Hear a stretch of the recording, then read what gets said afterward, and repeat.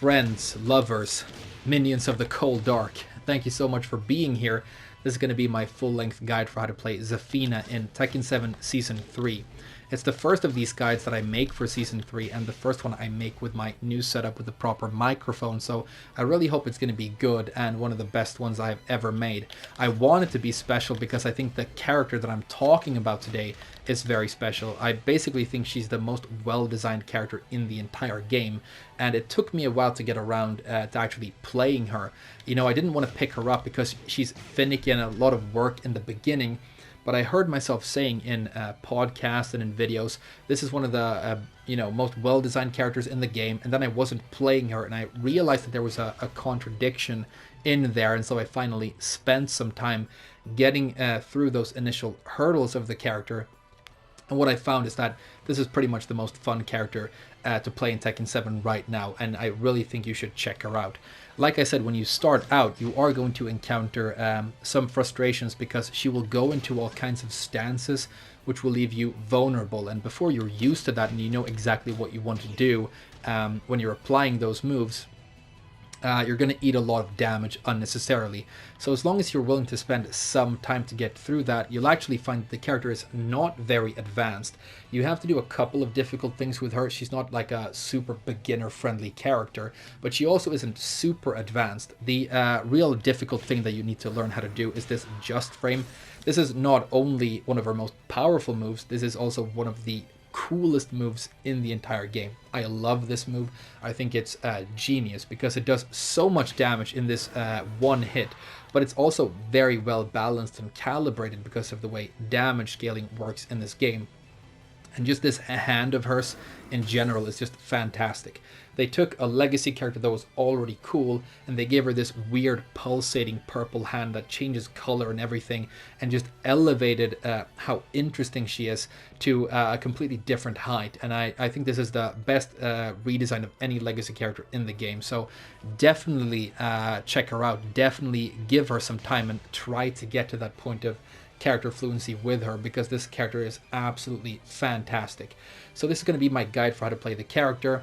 There will be time codes in the description so you can go to any specific section you want, but I will edit it in a way where you can just watch straight through and it will still make sort of chronological sense. But it will be a longer video, and it's sort of designed for you to come back to if you want to watch something again. When I make these videos, I'm not good at fancy video editing, but what I can do is I can try and explain things in detail and explain how I think and feel about them. So it's going to be more of a video like that, where I go through everything kind of methodically and show stuff, and less of, the sort of music video style editing that you see in some of these awesome videos that some people are making for Tekken these days. And if you're into that kind of video, then I think you'll enjoy this, and you'll at the very least learn some things about a very, very cool Tekken character that I recommend that you pick up and play. So with that housekeeping and that throat clearing out of the way, I want to give you a quick introduction to what kind of a character you're dealing with, and then we're going to start talking about the actual move list. Now, the standout thing about Zafina is that her movement is famously extremely good. She's one of the most mobile characters, if not the most mobile character in the entire game. Her backdash super travels and her sidestep is phenomenal as well. And so you're trying to stay very mobile with this character, and you're trying to create opportunities for whiff punishment by backdashing. When you're seeing those backdashes, or when you're seeing those whiffs when you are backdashing, you want to whiff punish with down forward 2 mainly, which is very good. And you also have down forward 3-4, which is a favorite of mine. You can get really high damage combos, but they will depend on you being comfortable with this just frame. I will link a specific video talking about this just frame and how to get good at it in the description as well, so you can check that out. The only real big weakness you have with the character is poor while standing punishment, which we will get into. But apart from that, she's overall really strong. I mean, a lot of people ask me where a character fits in a tier list, when I make videos about them, and I think this character is at the very least mid-tier, but might be higher than that. Some very good players seem to think that she's actually near the top of the tier list in this game. I'm a little bit more conservative. I think she's a little bit lower than that, but she's probably the most solid sort of high-tier character that I play, and really quite strong. So don't be confused about the fact that there seem to be a lot of weird gimmicks, and she can turn into a spider, and she can turn into a mantis and stuff like this. There's actually some really solid stuff under the hood. Unlike a character like Elisa, who is also very gimmicky, when people learn how to deal with her cheese, they can sort of overcome her. But the difference with Zafina is that she can mix you up legit, and you have to eat the mix-up. The moves are powerful for real, and there is really good stuff in here. And it also scales, I think, with player experience, because she's so good at capitalizing specifically on movement. So she's a sort of mix-up unorthodox character who specializes in movement and whiff punishment. She's just so much fun and such a cool character to play. Loads of really powerful and cool counter hits and unorthodox moves. Above average gap closers. She's really good at jumping in. And she's also pretty good at collecting and maintaining plus frames for pressure. So overall, well-rounded, strong. The one exception being the while standing punishment. So with that little introduction out of the way, I'm going to cut the video and we're going to jump into the actual move list. Thank you so much for being here. These are my favorite videos that I make, and we've sort of been in the dark ages for a little bit here with the whole Leroy thing, where I was like, talking about opinions and stuff in my videos, which is not really what I want to do. If there's something I think we have more than enough of these days, it's opinions on the internet. I want this to be a fun channel where we can sort of goof off together, and every once in a while try and make, a decent piece of instructional content. That's what I want it to be about, and so that's why these are my favorite videos that I make, even though I will probably be sitting here for many hours recording and then editing this, but that's labor of love. So thank you so much again. I'm going to cut the video now, and let's get into the actual move list of the character. Let's talk about Zafina's block punishment. This is not your strongest area as a character, but you're definitely not weak either. Zafina has a lot of interesting, sort of spicy options that will allow you for setups and things like that. It's kind of the way it goes with this character. But let's start with standing 10 frames, and for this you have 3 different options that I want to show you. The first and most basic one is 1-2, and as you can see, this is not a very impressive version of the classic 1-2. You only get 16 damage, and you only get 4+ frames for your advantage on hit. So it's not something that I recommend you use for punishment that much, unless you really want to work off of those 4+ frames without having to go into some sort of stance. Because as we will see as we go along, a lot of your standard pokes and punishment options with this character will either give you the option to or force you to go into one of your 3 stances. Let's move on to your most damaging option for 10 frames, which is 1-4. This might look kind of unorthodox, I guess, but it is a legit punisher. You get 24 damage, which, like I said, is the highest damage option that you have.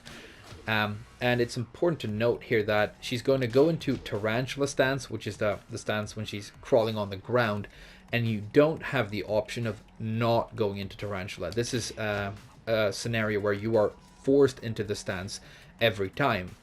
You get 2 frames of advantage, and that might seem pretty cool. You have a bit of advantage, and now you're in a cool stance. Maybe it's time to mix up. But the fact of the matter is, Zafina is quite vulnerable in this position right here. Tarantula is a cool stance. It is powerful. You can do fun stuff with it, but just this one scenario of being at this range with +2 isn't great if the opponent knows about Tarantula and knows about the frame data, because they can actually interrupt a vast majority of your good options here. If the opponent doesn't know a lot of frame data and you think they're going to hesitate here and give you the space, then you can definitely crawl in and start mixing stuff up. But for the most part, I don't really recommend this for a Punisher unless you really need that extra bit of damage, because I don't think you want to be here in Tarantula. It's kind of like if you are a real spider and you're crawling on the floor, if you want to crawl up on somebody, you don't want to be like, standing right in front of them with them standing over you and looking down on you. You kind of want to crawl in and surprise them when they're not expecting it. This is probably the only time I'm going to be talking about 1.4, so I will mention the fact that the extension here is actually a counter hit launcher, and it's not a powerful counter hit fishing tool, but every once in a while the counter hit will happen. So be aware that when it does happen, what you need to do to get the combo is press Tarantula 1+2, and she will jump in and do a spin move, and then you can run up and continue your combo. So it's a pretty cool little string, but I don't really recommend it for a Punisher because you're sort of vulnerable and you have something that in my opinion is much, much better. So let's move on and talk about that. By far, the best 10 frame option in my opinion is 1-3. Now this is the second stance we're going to talk about. This is Scarecrow. It's the stance when Zafina is standing on one leg like this. When you do 1-3, you have the option of either going into Scarecrow, which will happen automatically when the move hits, but you can cancel the Scarecrow transition by pressing back, and that will allow you to go back to your normal standing position like this. The very important thing to remember here is that the frame data and the amount of advantage that you get on hit will be dramatically different depending on whether or not you choose to do the transition. If you don't do the transition, you get +1, but if you do it and you go into Scarecrow, you get +7, which is really quite great. I will do separate sections on all the stances and talk about how to mix up out of them later, but what you need to know for now is that Scarecrow is a legit mix-up stance. It's one of the good ones, not one of those crappy ones where if the opponent has the reaction time, they can sort of option select out of everything. They will actually have to eat mix-ups out of this stance, and when you have +7 like you do right here, a majority of your powerful options end up being uninterruptible. So it's a fantastic opportunity to cascade into more damage, and the mix-up is legit. So just to mention it quickly, when you are punishing with this, the main mix-up that you're going to be applying is for the mid. You're typically using Scarecrow 2. This is a 14 frame mid, so uninterruptible in this scenario. It's got crush properties, it's fast, it has a natural damage extension in the shape of Scarecrow 2-2, which is great. If you hit with just the 2, you're back into Scarecrow at +7, so the exact same situation you were in before, and you can apply the exact same mix-up all over again. If you hit with the extension, you get +8, so you're even more dangerous when you follow up with the next hit, but it will exit you out of the stance like that, right? The first hit of this, the 2-2, is a counter hit launcher, which is fantastic as well. So this mid is just really great, and it's what I recommend you use for your mid when you're mixing out of the stance most of the time. You have a bunch of good mids here though, so we'll talk more about that later. The low that I recommend you use for your mix-ups out of Scarecrow almost exclusively is Scarecrow down forward 4, which looks like this. This is a very evasive low. It's going to crush all kinds of things. It's got good range, and it gives you juicy guaranteed follow-ups on counter hits. So the mix-up is solid, it's definitely there, and for that reason I recommend that you actually capitalize on the opportunity to go into Scarecrow when you're punishing with your 1-3. So 1-3 and actually using the stance is my recommended 10 frame block punisher, and I think the best one by far. Moving on to 12 frames, you have down 1. Down 1 is a 12 frame mid, which is rare and powerful in Tekken. This move is great. It might not look great because, as you can see, you're at -8 on hit, but that's still fantastic, and I'm going to explain why. The reason this move matters in terms of punishment is it has slightly better range than the jab, meaning that in some scenarios, when the jab won't reach, the down one actually will. And so for those few specific cases, this will unfortunately be your optimal damage option. It's important to remember for that reason. Now, the reason I say I think this move is very good despite the fact that it's -8 on hit, is the fact that you have a very delayable extension in the shape of down 1-1. And this extension is a full-on counter hit launcher, and you get a powerful combo for hitting with this. So the opponent is going to be very hesitant to capitalize on their 8 frames of advantage here, because they could get counter hit, and that creates a lot of safety and space for the string to breathe, which I think is great. If you counter hit with the first hit, it becomes a natural counter hit combo for 30 damage and sets up really great Oki. So the fact that it has good counter hit properties, the fact that it's delayable, the fact that it has good range, is mid, and hits really low, just makes this an all-purpose fantastic mid for all kinds of scenarios. Good round opener, good round ender. But just remember that in some few cases when you're dealing with pushback moves, this will be a good block punisher as well. Not good, you know, for the damage, but the best that you have. Moving up to 13, you basically have one option here that's optimal, and it's the only one you have to worry about. It's down forward 1-4, which looks like this. Down forward 1 is your standard mid poke with the character, your fast mid at 13. It's fantastic. Low hitbox, it has good range. The 4 extension is guaranteed, and you get 29 damage and a bunch of advantage. As you can tell, it's a spin move. It's going to cause this ballerina spin on a standing opponent, and that means that this is actually a wall splatting tool. I think your best wall splatting tool by far. Super fast, extremely dangerous near the wall, and so it's just an amazing string. The only weakness of the string is that on block the second hit is duckable, but that won't matter in a punishment scenario where the hit should be guaranteed. And even if you are duckable, you have a mid in the shape of down forward 1-2 that you can mix in to keep the opponent guessing. So I think this is absolutely fantastic, and the best and only option you need to worry about for 13 frames. Now I'm going to have a quick sip of my drink here, and we're going to talk about 14 frames. And 14 frames is where it gets super interesting.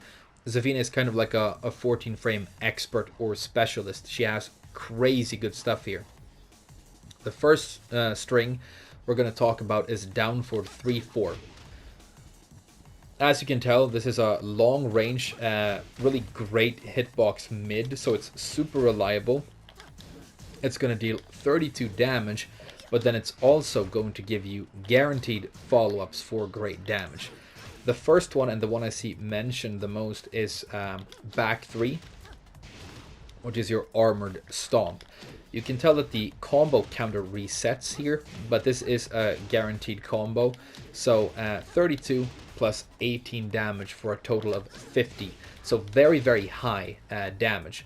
Now in Tekken, 14 frame launchers, when they do exist, tend to be crappy in some way, because it's to compensate for the fact that they're so fast. So they might be shitty hitbox highs, or they spin on the first hit and you don't get a high damage combo, or they're very difficult to do, or something like that. But with Zafina, it's not a real launcher. You don't get a spin and you don't get that really high damage, but in return you get a super solid, nice hitbox, reliable mid.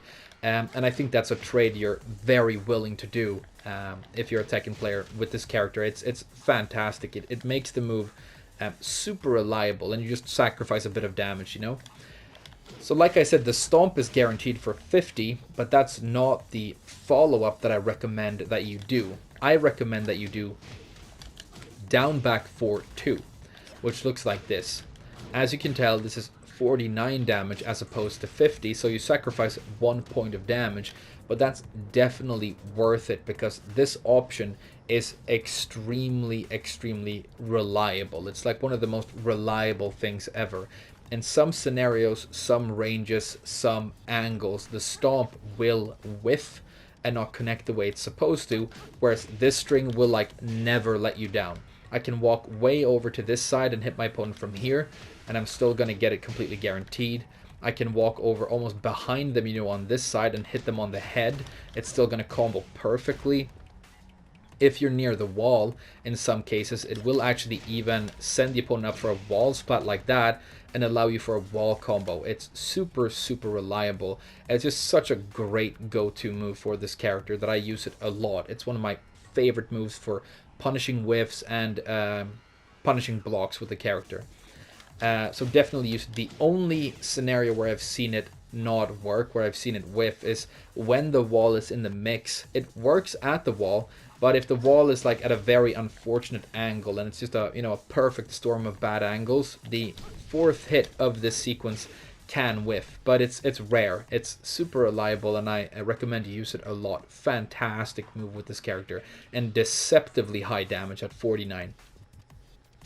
Another thing about this string which is really cool, it's the reason we're on this stage, by the way, is that if you're on a floor break stage, you can press down 2, and this will break the floor, and you'll get an actual guaranteed full combo for hitting with this move. So it turns into complete combo damage with spin if you're on a floor break stage, which is really cool. Moving on, the next 14 frame puncher I want to talk about is down forward 4 and its extensions. You have two different extensions. Down forward 4 2, which does 34 damage and sends them upwards in the air, and down forward 4 1, which will do 36 damage and slam them down. And the distinction here is you get slightly more damage for the one extension, but the other one is better for converting to the wall, and this matters when you're using these strings as combo enders like this. I don't use them as combo enders, not because they're bad, but because I have options I prefer. But they matter in terms of block punishment, because unlike down forward 3 4, this thing that we talked about earlier, these strings will actually wall splat, as you can see right here. So very high damage wall splats for 14, and so if you're punishing 14 near the wall, this is what you want to go to. They're really, really great. The one option, by the way, or the one extension, can be cancelled by holding down, and that's one of the fun ways you can access full crouch and apply full crouch mix-ups with the character. So cool little string to keep in mind. Now the final and by far most powerful option you have for 14 frame block punishing with Zafina is your Rage Drive. Your Rage Drive is an extremely high powered 14 frame launcher. Not only is it safe on block, it gives massive advantage on block and sets up all kinds of counter hit stuff. So it's fantastic on block, but it's even more fantastic obviously on hit. The combo I do looks like this, and as you can tell, I'm doing 65 damage without even doing the combo ender. So very high powered, and if you have access to Rage and you're punishing 14 or up, remember that you have this as an option for block punishment. It's such high powered, such huge damage that it's worth keeping in mind. Honestly, one of the best Rage Drives I have on any character I play. I absolutely love this Rage Drive. I think the reason you get such powerful stuff for 14 with Zafina is the fact that you don't get a standard launcher for 15. It's kind of to make up for that in a way. Because your most standard launcher with Zafina comes in at 16 in the shape of down forward 2. This is kind of like a signature iconic move of the character.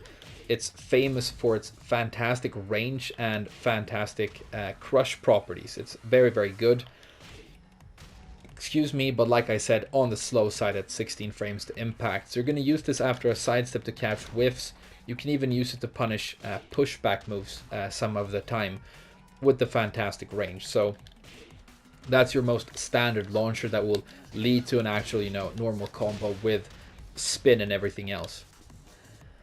Next at 17, you get a hop kick. I think this is a great hop kick. I honestly love it. But for block punishment, it's not very important, because anytime you can get the hop kick, you can get the down forward 2. And you would probably get the down forward 2 instead if you had to choose, because the combo is slightly more reliable. With this, you have to convert a little bit and you get slightly lower damage. So I recommend the hop kick for when you specifically want to deal with lows, when you want to neutralize throws and things like that. It's not going to let you down. It's very cool to have. But for block punishment, I say go to down forward 2 for the most part instead.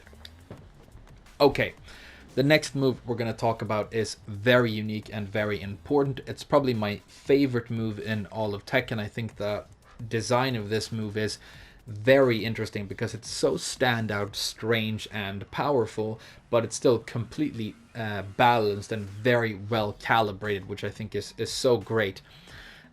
So this is something that you need to practice and really learn with the character. But let's start by explaining that you have something called Cursed Crow, which is back 1. And Zafina will sort of flap her arms up, kind of like the wings of a bird, like this.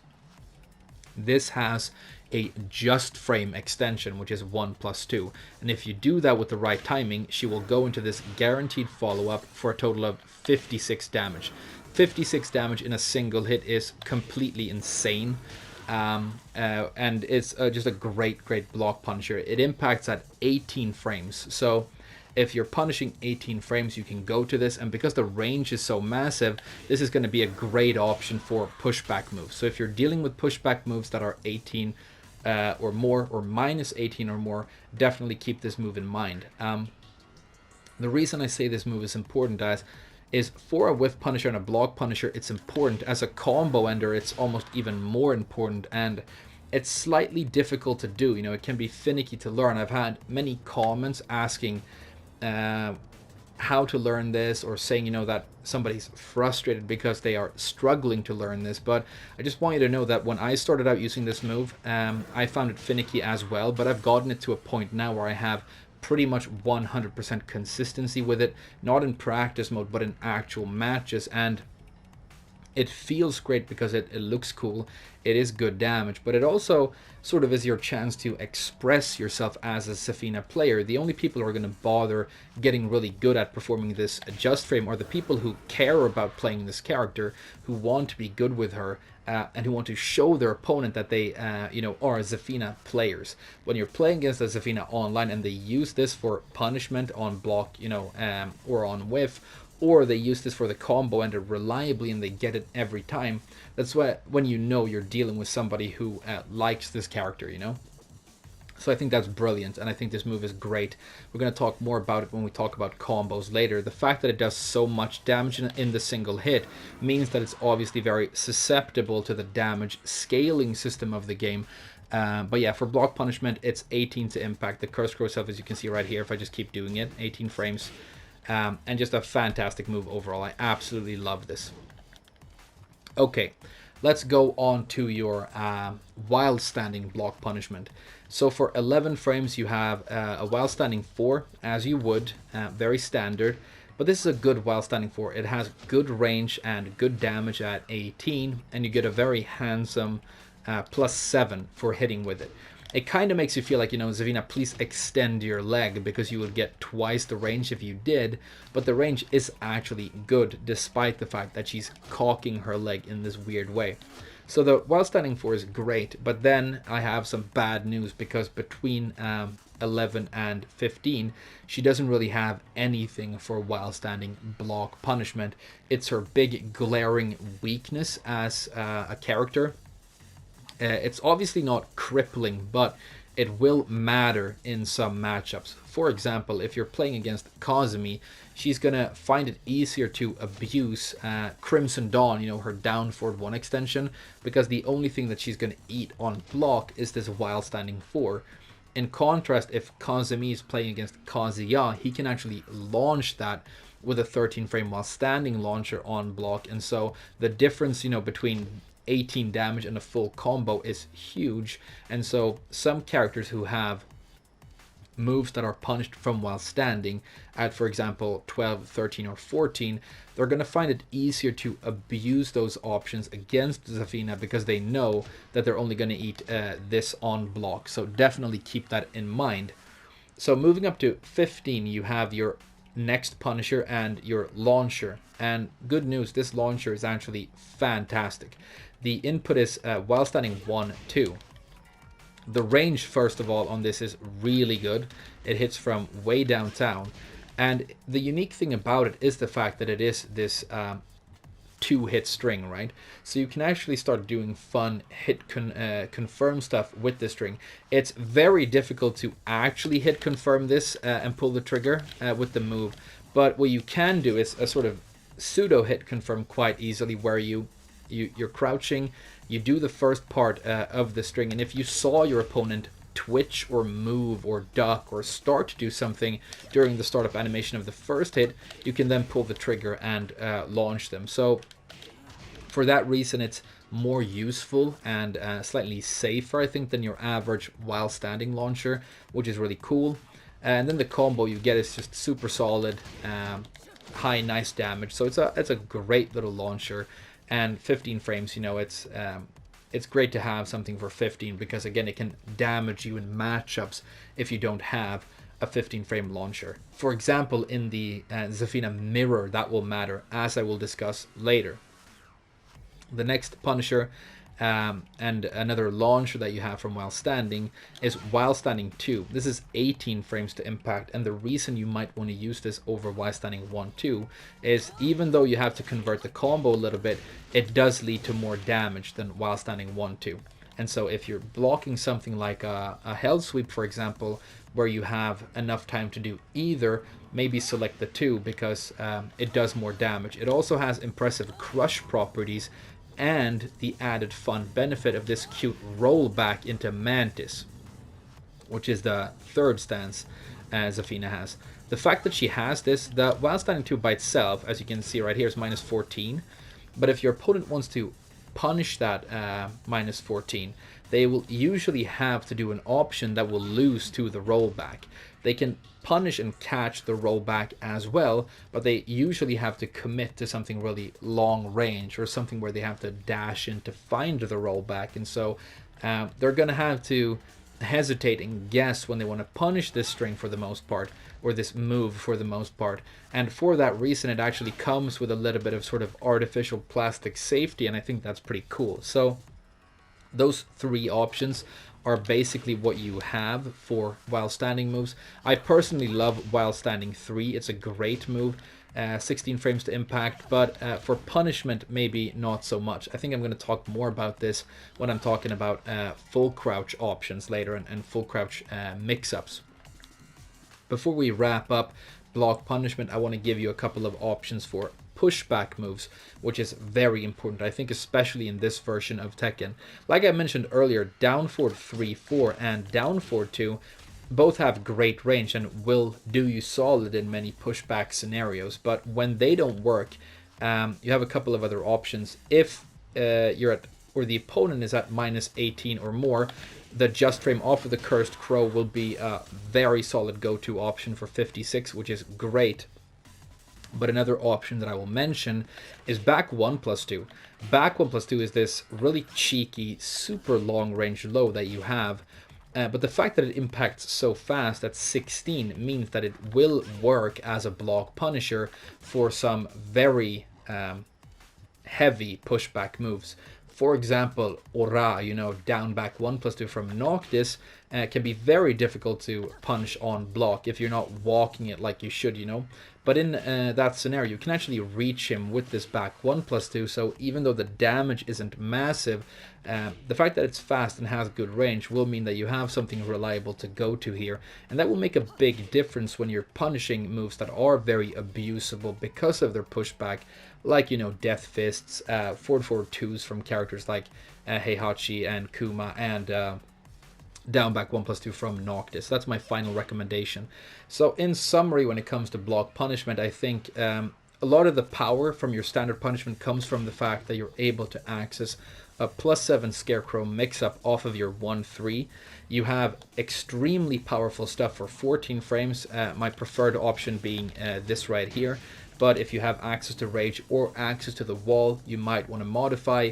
You don't have a 15 frame launcher, but you have a very good 16 frame launcher. You lack While Standing punishment on 12, 13, and 14, but you have very good stuff at 15 and 18. And for pushback moves and for many other different scenarios, definitely spend the time learning how to perform that Cursed Crow just frame reliably. We will talk about it in this video, and I think I will also link a video I made specifically about this just frame in the description, so you can check that out if you want to. One of the main challenges of making a guide like this is knowing how and where to categorize all the moves you want to talk about, but right here I'm just going to do a very broad section that I'm going to call standard tools, and it's going to include all of your standard pokes as well as other useful moves that you will be using in neutral. So what I'm excluding in this section is lows, because that has its own section, as well as stance moves and moves that are slow, or I think should be used specifically in a very spaced out sort of long range scenario. But let's start by talking about your fast standard pokes. You have a one jab with the character as you would, and this has the bog standard frame data of any given one jab. The range is sort of average to maybe slightly below average. It's decent. +8 on hit and +1 on block, so exactly what you would expect. In terms of extensions off of this, you have a natural 1-2, which isn't great, but you have a second extension here, which I think is interesting. It's 1-2-3. This 3 will transition into Scarecrow. Now, if you get blocked here, you go into Scarecrow with ±0, which is deceptively dangerous if the opponent doesn't know about it, because they're liable to get counter hit, or maybe you could even, armor through something if they swing. So it can be a potential setup tool for Scarecrow stuff if the opponent is unaware of what is happening. But if you should get the hit with this extension, now you're very happy, because you get +9, and +9 in Scarecrow is very, very dangerous. It pushes your Scarecrow mix-up potential to the next level by making Scarecrow 1+2 uninterruptible, and Scarecrow 1+2 is fantastic. This is an amazing move. It's mid. If it hits, it's going to smack them down for huge damage. If it counter hits, it's a massive launcher, but if it gets blocked, you're at +6. So counter hit, normal hit, and block are all very advantageous for you. And so having that massive mid be an uninterruptible option here is just great. Now the 3 extension here off of the 1-2 actually exists in its own canned form in the shape of your normal standing 3. Exact same move, impacts at 13 frames when you use it by itself, and has the same frame data, ±0 on block and +9 on hit. This is not something that I've used much, but I think it's interesting enough that I want to experiment with it more in the future. I can even see myself use this for a quick block punisher, honestly, just because the +9 in Scarecrow for the uninterruptible Scarecrow 1+2 is so powerful and potentially juicy, So I think 3 definitely deserves a mention by itself.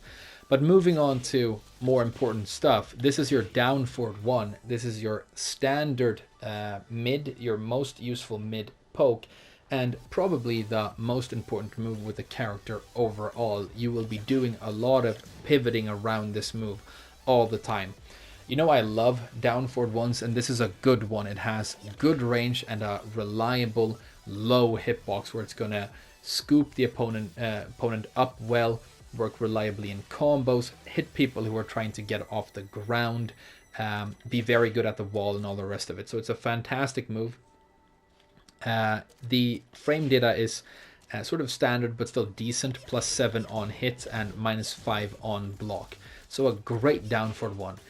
It's even better when you consider all of its different interesting extensions. So the first and most important one is down forward 1-4.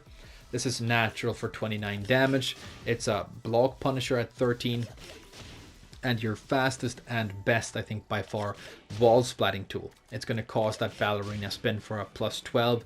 You don't get anything guaranteed, obviously, but it's still very good. This is safe on block at -6, and the only real weakness of the string is the fact that if the first hit gets blocked, the second hit is duckable. They have to be very fast to do that on reaction, but some people definitely will. And so to discourage them from ducking the extension here, what you want to do is mix in a mid. This is a dichotomy that you see a lot in Tekken.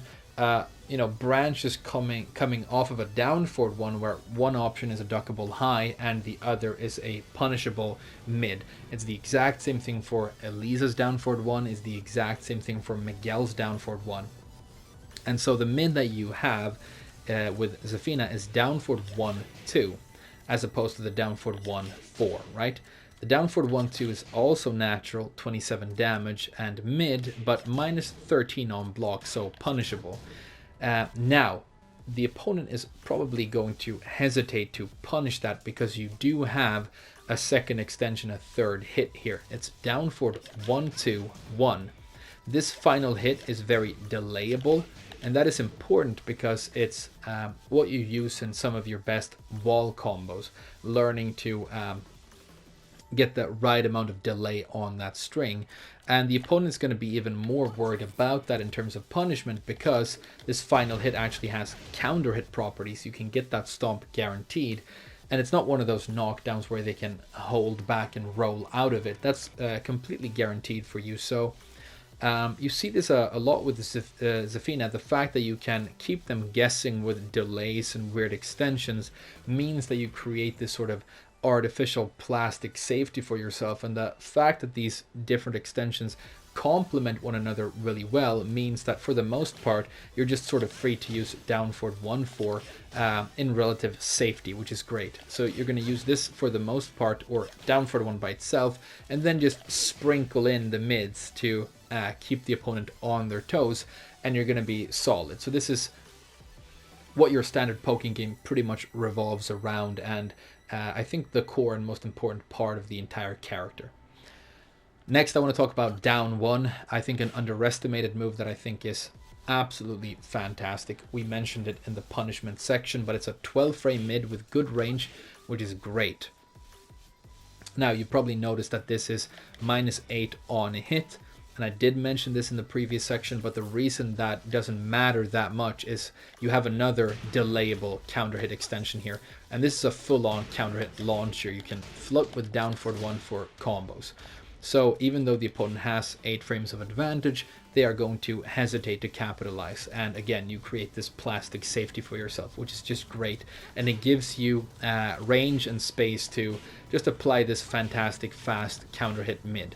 If the first hit counter hits, the whole string becomes natural for 30 damage and a knockdown, and it makes this move one of the best round openers in the game. It beats a bunch of stuff at the beginning of the round, a very good round ender, or just a tool when you really want to paste something quick, a single hit that's mid on the opponent, interrupting a spam or ending the round, getting that final hit when you're about to end the round with Oki and situations like that. So it's a very, very good. Learn to work with the delay, remember the counter hit properties, and I think this move is fantastic and probably often underestimated. Okay, we should probably talk about down back too. This is a move that I personally don't use, but when you watch high-level tournament players use Zafina, it's a move that shows up quite often, which is an indication that it is good. And when you look at it on paper, it does actually seem quite good, because it's a high crush 13 frame mid, safe on block at -9, and it has counter hit property, so very fast for a counter hit mid. Same speed as your down forward one, and the reason you want to use this instead is the crush property with the counter hit property. You don't get a combo. The most reliable thing you seem to be able to get after a counter hit for this is the down 2, like that, and just claw them, but that is a decent enough chunk that I think this is good. The fact that it's safe, has the crush property, and is so fast, I think makes it significant, worth mentioning, and I'm gonna experiment with this more in the future because yeah, there's probably a lot of hidden potential inside this move. Okay, I think for just standard fast pokes, excluding lows of course, that might be it, but there are a bunch of other important moves that we need to talk about that are very important but a little bit too slow to maybe be referred to as pokes. The first one I want to talk about is forward 4. This is your best homing move, in my opinion. You have a bunch of homing moves with this character. This is a homing move.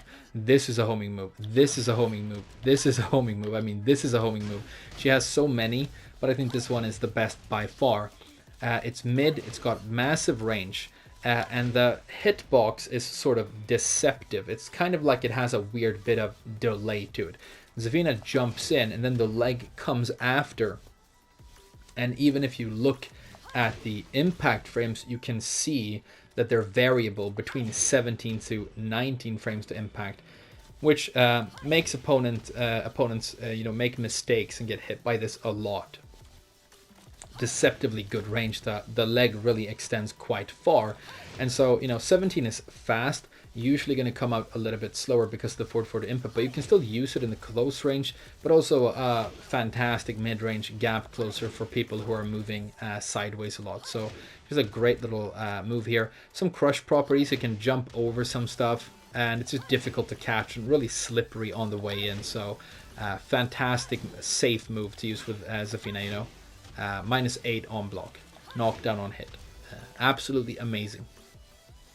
The next move for this sort of mid-range category, and another one of the most important moves of the character, one that really is important to know about, is 443. 443 is one of your main pressure tools. This is how you create advantage with the character when the opponent is blocking.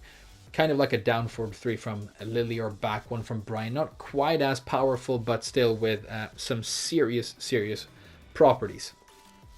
First of all, this move will go into Scarecrow if you do nothing, but if you press back, you don't go into Scarecrow. And in the case of this move, as opposed to, for example, 1-3, the frame advantage or disadvantage is the exact same, no matter if you do the stance transition or not. If you hit, it's +9, as you can see with Scarecrow, and if you cancel Scarecrow, it's still +9. If you get blocked, and this is where it gets interesting, you're at +4. So this is plus on block and mid, meaning that, like I said, it's a pressure tool to gain advantage and create mix-ups on opponents who are defending. So it's a great opener, but the one weakness of the move is the fact that it's a little bit slow to impact, when you come in here.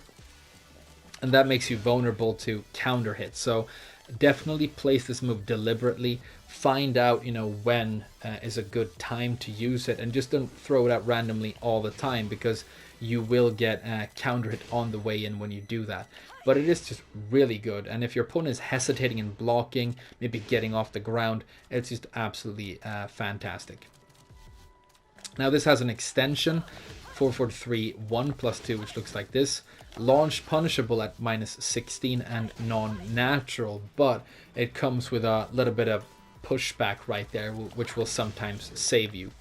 If you get the counter hit, this becomes a full-on launcher. It's very powerful. If you do the extension of the string, that becomes counter hit naturally and you get 44, but you will feel a little bit stupid when that happens, because if you hadn't done the extension, you could have capitalized with a full combo instead.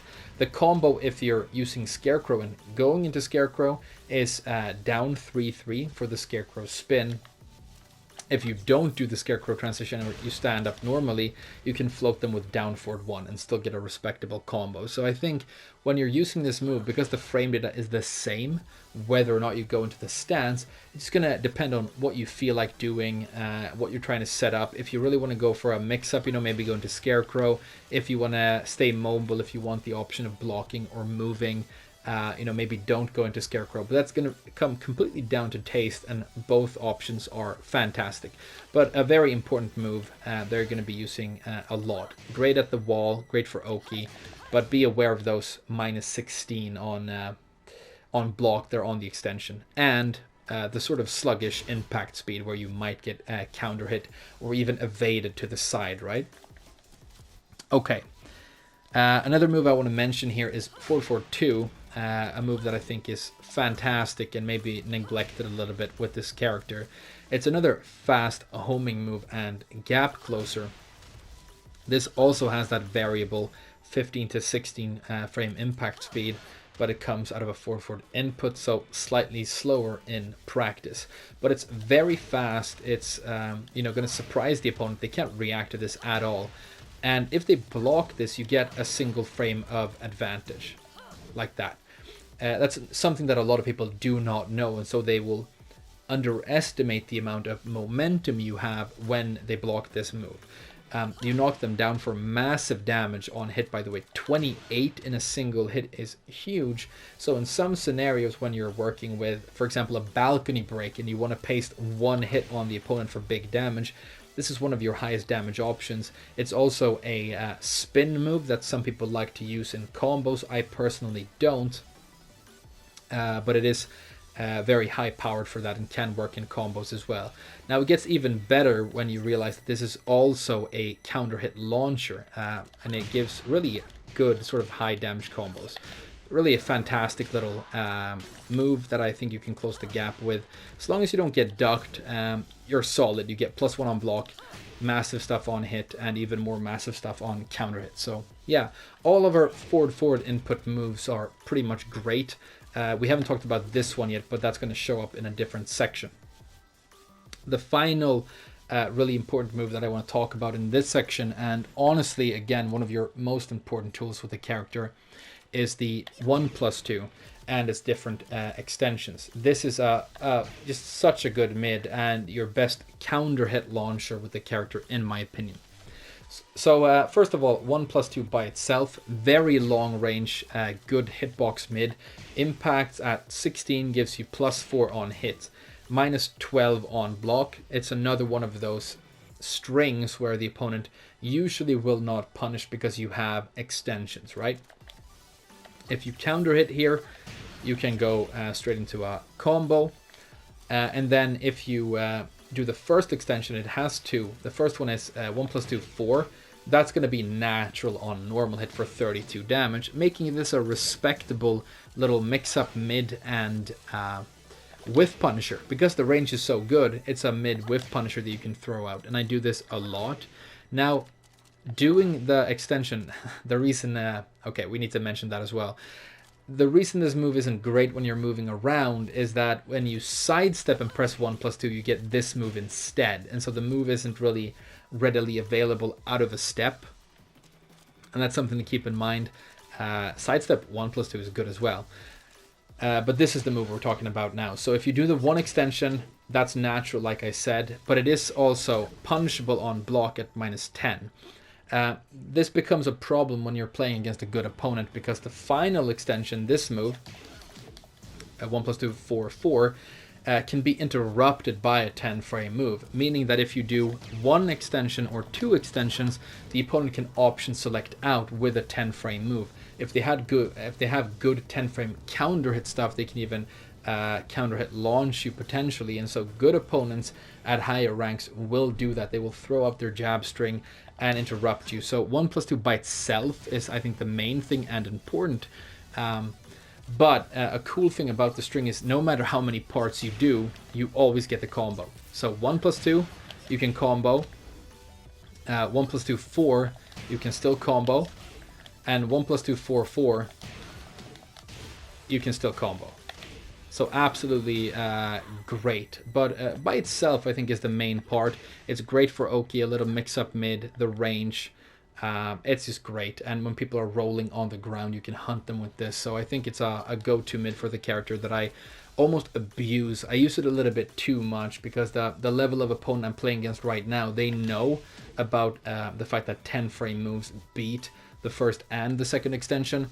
But as long as you keep that in mind, I think this is great. And typically your fastest counter hit mid launcher with any given character would be around 15. For example, down forward for the knee from Katarina. With Zafina, it's 16, but the hitbox is just so massive and great that it's another one of those trades that you're very willing to do with the character. You know, being one frame slower, but then getting all of these other great properties is just really fantastic. The final thing to mention about the string is that if your opponent gets hit by the extensions when they attempt and fail to interrupt, is that you still get massive combos. you can do this. We need to counter hit the opponent to make that work. Like this. What you can do here, that's a down back 3. It's one of your lows with this character. If you do that and hold back, you cancel the Scarecrow transition, and then you can float with a down forward 1. That's the way you do the combo. I'm going to show you the combo in the combo section. But be aware that if the opponent gets knocked down and spiked by the final hit of this string, you actually have the opportunity to do an absolutely massive combo. I mean, it's huge damage when you hit with this.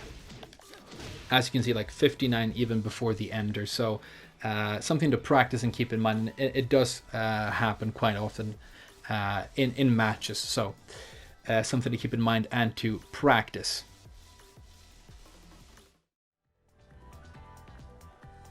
We've talked about many of your most powerful tools already, but in order to empower all of them further and allow you for mix-ups, you're going to need some lows. And good news, Zafina has some of the best lows in the game. She really is an expert at attacking the opponent's legs. I think I want to start with the snake edge just to get it out of the way and then move on to more interesting things.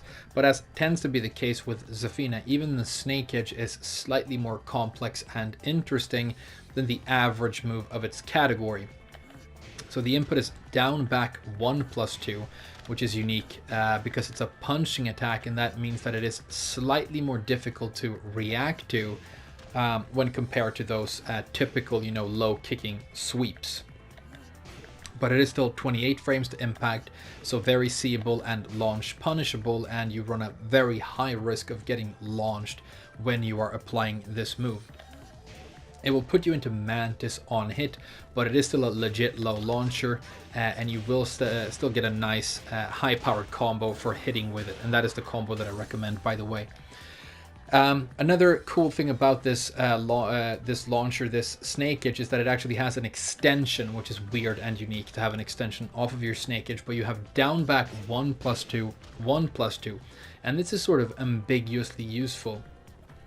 So if we have my opponent Zafina do the move here, when you block snake edge, your instinct is going to be to perform a while standing launcher to punish your opponent. But look what happens when I try and punish the snake edge on block with my 15 frame while standing 1-2 here. You can see that I'm actually going to trade with the opponent even if I spam it out, right? So this is going to trade with 15 frame moves. Most characters have launchers at 15 frames from while standing, meaning that this is going to trade with that and prevent your opponent from actually launching you when you do this, only in the case, of course, that you actually did the extension. But you can tell that in this case, it's even a favorable trade for my opponent because he does more damage to me than I do to him. If you're playing in a matchup where your opponent's character has a launcher that is faster than 15, they can still interrupt you and reliably launch you with a counter hit, no less. But it's also true, of course, that if you're playing against a character that doesn't have 15 frame while standing launchers, like Kazumi or Gigas, for example, this move will actually interrupt that and counter hit it. So I have an 18 frame launcher with Zafina the while standing too. See what happens when I try and use that to launch the snake edge. You can see that I'm just going to lose to it every time. And that becomes even more interesting when you consider the fact that the extension right here is actually a normal hit launcher just by itself. So in some very specific scenarios, you can get your snake edge blocked with this character, reacted to and blocked, and you're still the one who's going to get a combo, which is of course filled with cheese. But it's just something that I thought was interesting and worth mentioning. Overall, however, it's not really a move that you should be using all that often. Now let's move on and talk about more typical lows. I think I want to start with down 3 because it is the sort of standout star of your low game and one of your best moves overall. Completely fantastic. You can tell that it has great range and hits from downtown, and she sort of rolls in, meaning that she's crushing during this entire animation, which is great as well. The one weakness of the move is that it's 22 frames to impact, which is kind of slow, and minus 15 on block, so the opponent can potentially react to and launch punish this. even though it doesn't really happen that often, and you're going to try and apply it in a way where it's very difficult for them to predict. You can hold down and go into Mantis. That's going to change the disadvantage to minus 13 on block, by the way. And you will have to pick and choose whether or not you actually want to go into the Mantis here. The reason it might be a really good idea is the fact that this low has counter hit properties. If you hit with it without going into Mantis, you can get a guaranteed while standing for 28, or if you want to get creative, you can do a crouch cancel into a stomp and get even more damage. I usually just collect the while standing 4, I think that's solid. But if you do commit to Mantis here, you can actually turn this into a combo. It's not going to give you massive damage. You can get 52, 53 if you modify the ender to something like that. But it is still obviously very powerful and a huge chunk of damage off of something that is essentially a quick low poke that you're going to be applying and almost abusing quite a lot. And so sometimes, you know, you're going to want to commit to Mantis when you're trying to counter it, and sometimes you won't and lose out on some potential damage. But this move is fantastic. It's going to hit people on the ground. It has great crush properties, counter hit properties, and is one of your main lows for mix-ups. Next, I think I want to talk about back 1+2. This is another fantastic and strange move.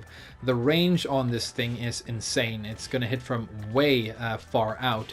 When it does get blocked, it is launch punishable at minus 17, but it impacts at 16, which is extremely fast for a low, and it's impossible to react to this move.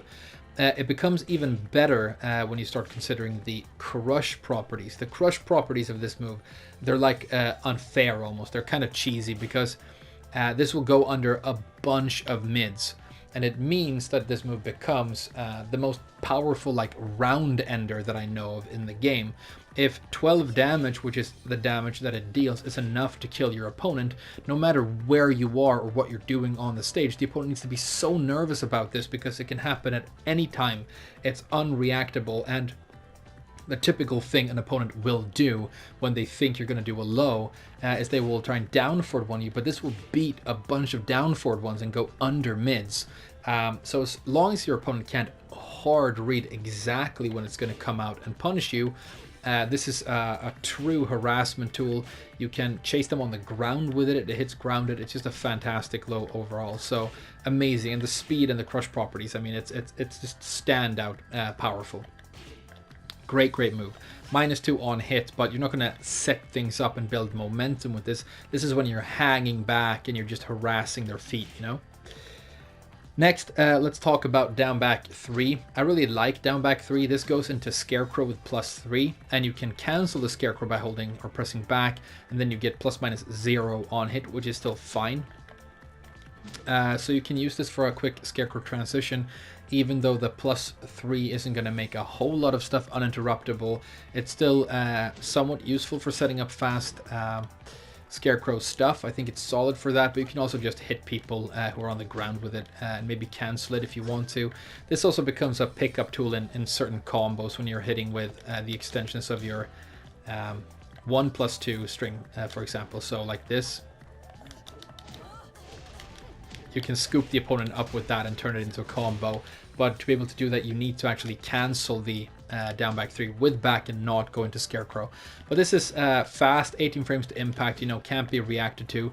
I use it for Oki, like if I'm knocking the opponent down, I might walk a little bit to the side and do this move, and then now I'm in Scarecrow. If they stayed on the ground and I'm in Scarecrow, I have access to the 1+2, which is very threatening because it's a ground hitting mid and stuff like that. So you can get creative with this move, but I think it's decent overall. The range isn't massive, but it isn't terrible either. Down back 4 is an underappreciated low for this character, I think. 21 frames to impact, but again, you can see that she sort of slides in like she's on ice from way downtown, so great range. -4 on hit, -13 on block, so not that bad, and it's not going to be reacted to at 21 all that often at all.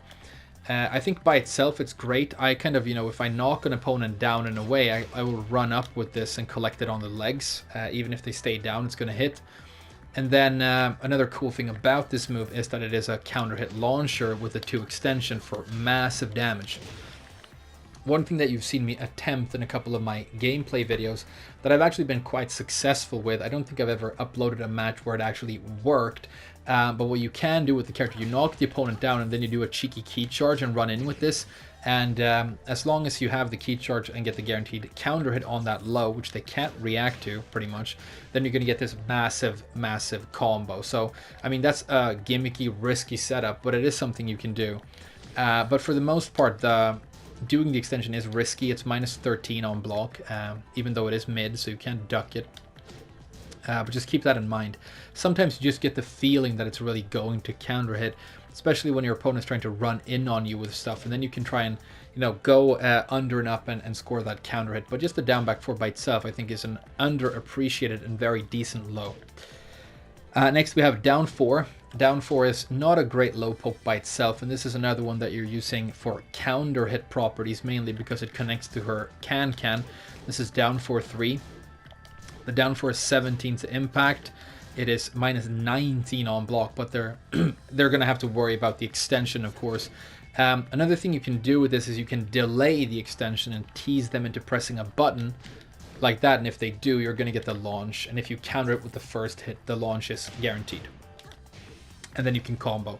So her cans are, I don't think super great. I don't use them that much, but I can see it being, for example, really interesting after Rage Drive when you have all those plus frames. Is that it for the lows I wanted to talk about? Let's double check my notes here. Yeah, I think that's going to wrap it up for the low section. There are other lows that we're going to talk about in, you know, like stance sections, but let's make a cut for now and move on to something else. After talking about lows, the next thing we should talk about is probably full crouch, and you do have some fun and interesting stuff from full crouch. I think your full crouch itself is sort of fun and interesting because Zafina starts licking her hands like some sort of arachnid, sort of cleaning its mandibles, or I guess pedipalps. But you do have appropriately dangerous moves from this position. First of all, the full crouch mix-up, the low that you're going to be using is full crouch down 4-3, which looks like this. This has massive range. It's going to hit from way out here. 23 frames to impact, so sort of seeable and launch punishable, but when it does connect, gives you that beautiful guaranteed back 3 stomp for really good damage. So 15 plus the 18 for a total of 33. And that is definitely big enough that the opponent needs to consider whether or not they want to crouch when you are crouching, and so the mix-up happens, you know, and starts to work. As for the mids that you're going to mix this low with, we've talked about while standing 1-2 and its sort of pseudo hit confirmability that it has, and so this can be a great tool to apply in tandem with this low. But if you don't want to get fancy and just do something simple, I think the while standing 4 is a fantastic little option. 18 damage is nothing, you know, to scoff at, and plus 7 as well, which is a really nice chunk of advantage. So you can do that, and then the other mid that you can mix in is the while standing 2. This is on the slow side at 18, but then you have the option of, you know, doing the rollback and getting creative and getting funky and confusing your opponent, but that's probably more for like fun and partying than it is for actual solidity. I would for the most part go for the while standing 1 or 4 and mix that with the full crouch down 4-3. So great and powerful stuff. The crush properties on the low are crazy good. The crouch itself obviously crushes highs, but then you can see this low animation. She stays really low throughout the whole thing, and if you hold down, she will even recover into Mantis, like unless you get blocked, like that. Okay, another move that I want to mention in this section, because I love this move and I think it's underestimated, it's one of my favorite moves with the character, is while standing 3. While standing 3 is fantastic. This is a 16 frame move, and so it's going to lose out to while standing 1-2 in terms of punishment because it's not a launcher. If you're very close when it connects, you do get a guaranteed Scarecrow 4 for a total of 41 damage. This is a Scarecrow transition move, by the way. But the reason this move is so unique and cool and powerful is it actually gives you a ton of plus frames on block. You get +5. So check this out. If I get it blocked here, I'm at +5 and in Scarecrow. And because that situation is so unique and ambiguous, I mean, most people don't expect that to be a position where Zafina has plus frames, especially online, where, you know, not everybody is as knowledgeable when it comes to frame data of obscure characters. They will swing into Scarecrow here all the time. And you're at +5, so you can do all kinds of things. You can counter hit them with the 2. You can even just go balls to the wall with the armored Scarecrow 4 and get a massive launch. It's insane how often people fail to respect the Scarecrow after while standing 3 on block. So one thing I will do as a setup is after this sequence, you know, the Oki situation, I will run up and crouch with my opponent and then stand up with a while standing 3 with them. And if they get hit by it, they go flying, and it's a chunk of damage. But if they stand up and block it, I now have advantage in Scarecrow. And more often than not, they're just going to swing straight into Scarecrow. I think this move is good enough that I actually run in sometimes and just crouch on my opponent, just that I will be able to apply it and get this powerful advantageous situation here. So as long as this doesn't get ducked, it's only going to lead to really good and favorable situations for you, which I think is really great. So those are some quick words of how you can mix up using your full crouch with Zafina.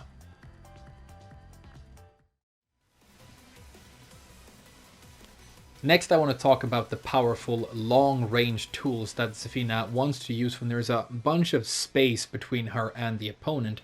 And this is important because it's something that you're good at, but it's also a position that you find yourself in a lot because, of course, with Zafina, your movement is fantastic and you excel at creating that space with backdashes.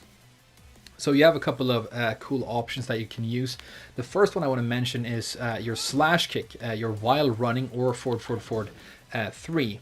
This looks weird, but it's actually very good. It has a strange kind of like wind up to it where the hit is sort of delayed, and that confuses people and creates a lot of stray hits. When this connects, it's a bunch of damage and a knockdown, but when it gets blocked, it is a mid, by the way, gives you +6, and some while running moves in this game will give you advantage, but they push the opponent so far away, while running 1 from Elisa, for example, that you don't really get to use your plus frames for much. But with Zafina, you have +6 and you're standing at a range where your down forward 1 is very comfortable and your lows, because they're super long range, right, are comfortable as well. So it's very good. And don't underestimate the slash kick. I really recommend you use it quite a bit. Another little cool thing for Zafina is that she has a unique running move in the shape of while running 4. Beautiful animation, cool and characteristic of her.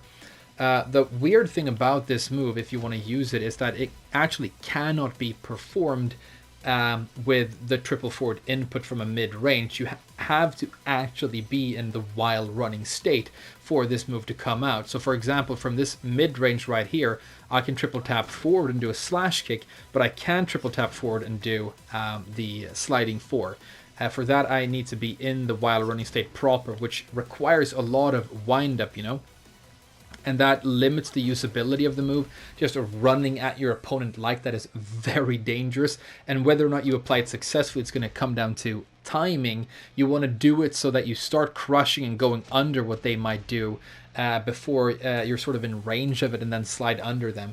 I think it's sort of ambiguously useful, and you have the unblockable invulnerable tackle at that range as well, which is a mid, so kind of maybe try and mix that. I don't know, but it is a cool move that is worth mentioning, and it does feel good when you hit with it because it's kind of, you know, dramatic, theatrical, and very typical Zafina. Now the best move in this category, and the one I really want to get to, it's another key move of the character that you need to know how to use, is forward 3 +4. I refer to this move as the starfish, or I guess you could call it the frisbee, but she flies through the air with this double hit string. It has massive range, and it's a 2-hit affair, with the second hit having mild tracking to the right, so it can catch people who are stepping. But if they're close to you, they can walk this in either direction quite comfortably. So you do want there to be space between you and the opponent when you do this, and you also don't want to be predictable with it, because they're just not going to be there by the time you land if you are. But if you're trying to catch people coming in and just surprise people with it, it really works wonders for that. It's great. The second hit, the second kick that comes down there, will actually hit people on the ground, and this entire thing has massive low crush properties. So if people are doing lows and slides and all kinds of annoying things, you're just going to fly straight over that. There's going to be like dope slow-mo moments all the time, so it's really great. This is also one of your most important combo enders with the character. So if we do this to allow myself to combo here, you're just going to jump in with this as a combo ender in the open when you're not trying to go for the back one Cursed Crow ender. And the reason you might not want to do that is the Cursed Crow reverses the positioning, and so if your opponent is close to the wall, you're now going to place yourself at the wall, and you might not want to do that. So it's an important combo ender as well. Let's talk about the move on block. This is important. So you can see that if my opponent blocks this, it's -11, and that can be block punished by a 10 or 11 frame move. But the interesting thing is here that I can potentially hold down and slide into Mantis. When I do, the disadvantage changes to -12, but when I'm in Mantis, 10 frame moves, which are always highs, can't find me, and that's really cool and interesting, right? So the opponent is going to hesitate to start throwing out jabs here, because if I'm down here and his jabs are just going to whiff, then now I'm going to start partying with Mantis stuff. I also have powerful counter hit moves from Mantis, like the down 3-1, which is a super high powered counter hit launcher. So again, it's one of those situations with Zafina where, because you have weird extensions and weird delays and weird transitions and options you can use, it's going to create artificial safety where the opponent could punish you, but they will probably hesitate to do so. And for that reason, coupled with the fact that there is a bit of pushback on this move, I very, very rarely get block punished for applying this move. It only happens against opponents who are very prepared for it, and even those guys are going to elect usually to just chill and go back on the defensive instead of risking something. So it's relatively safe and just very, very good. High damage, massive range, and just a go-to a gap closer for the character. But you have to gauge your opponent's ability to creatively deal with what you can do out of the move as well. But the Starfish is a star. It's another one of my favorite go-to moves with the character. It's useful in combos, it's high damage, and it's probably one of the most calm and like high damage moves that I just get stray hits with when I play the character.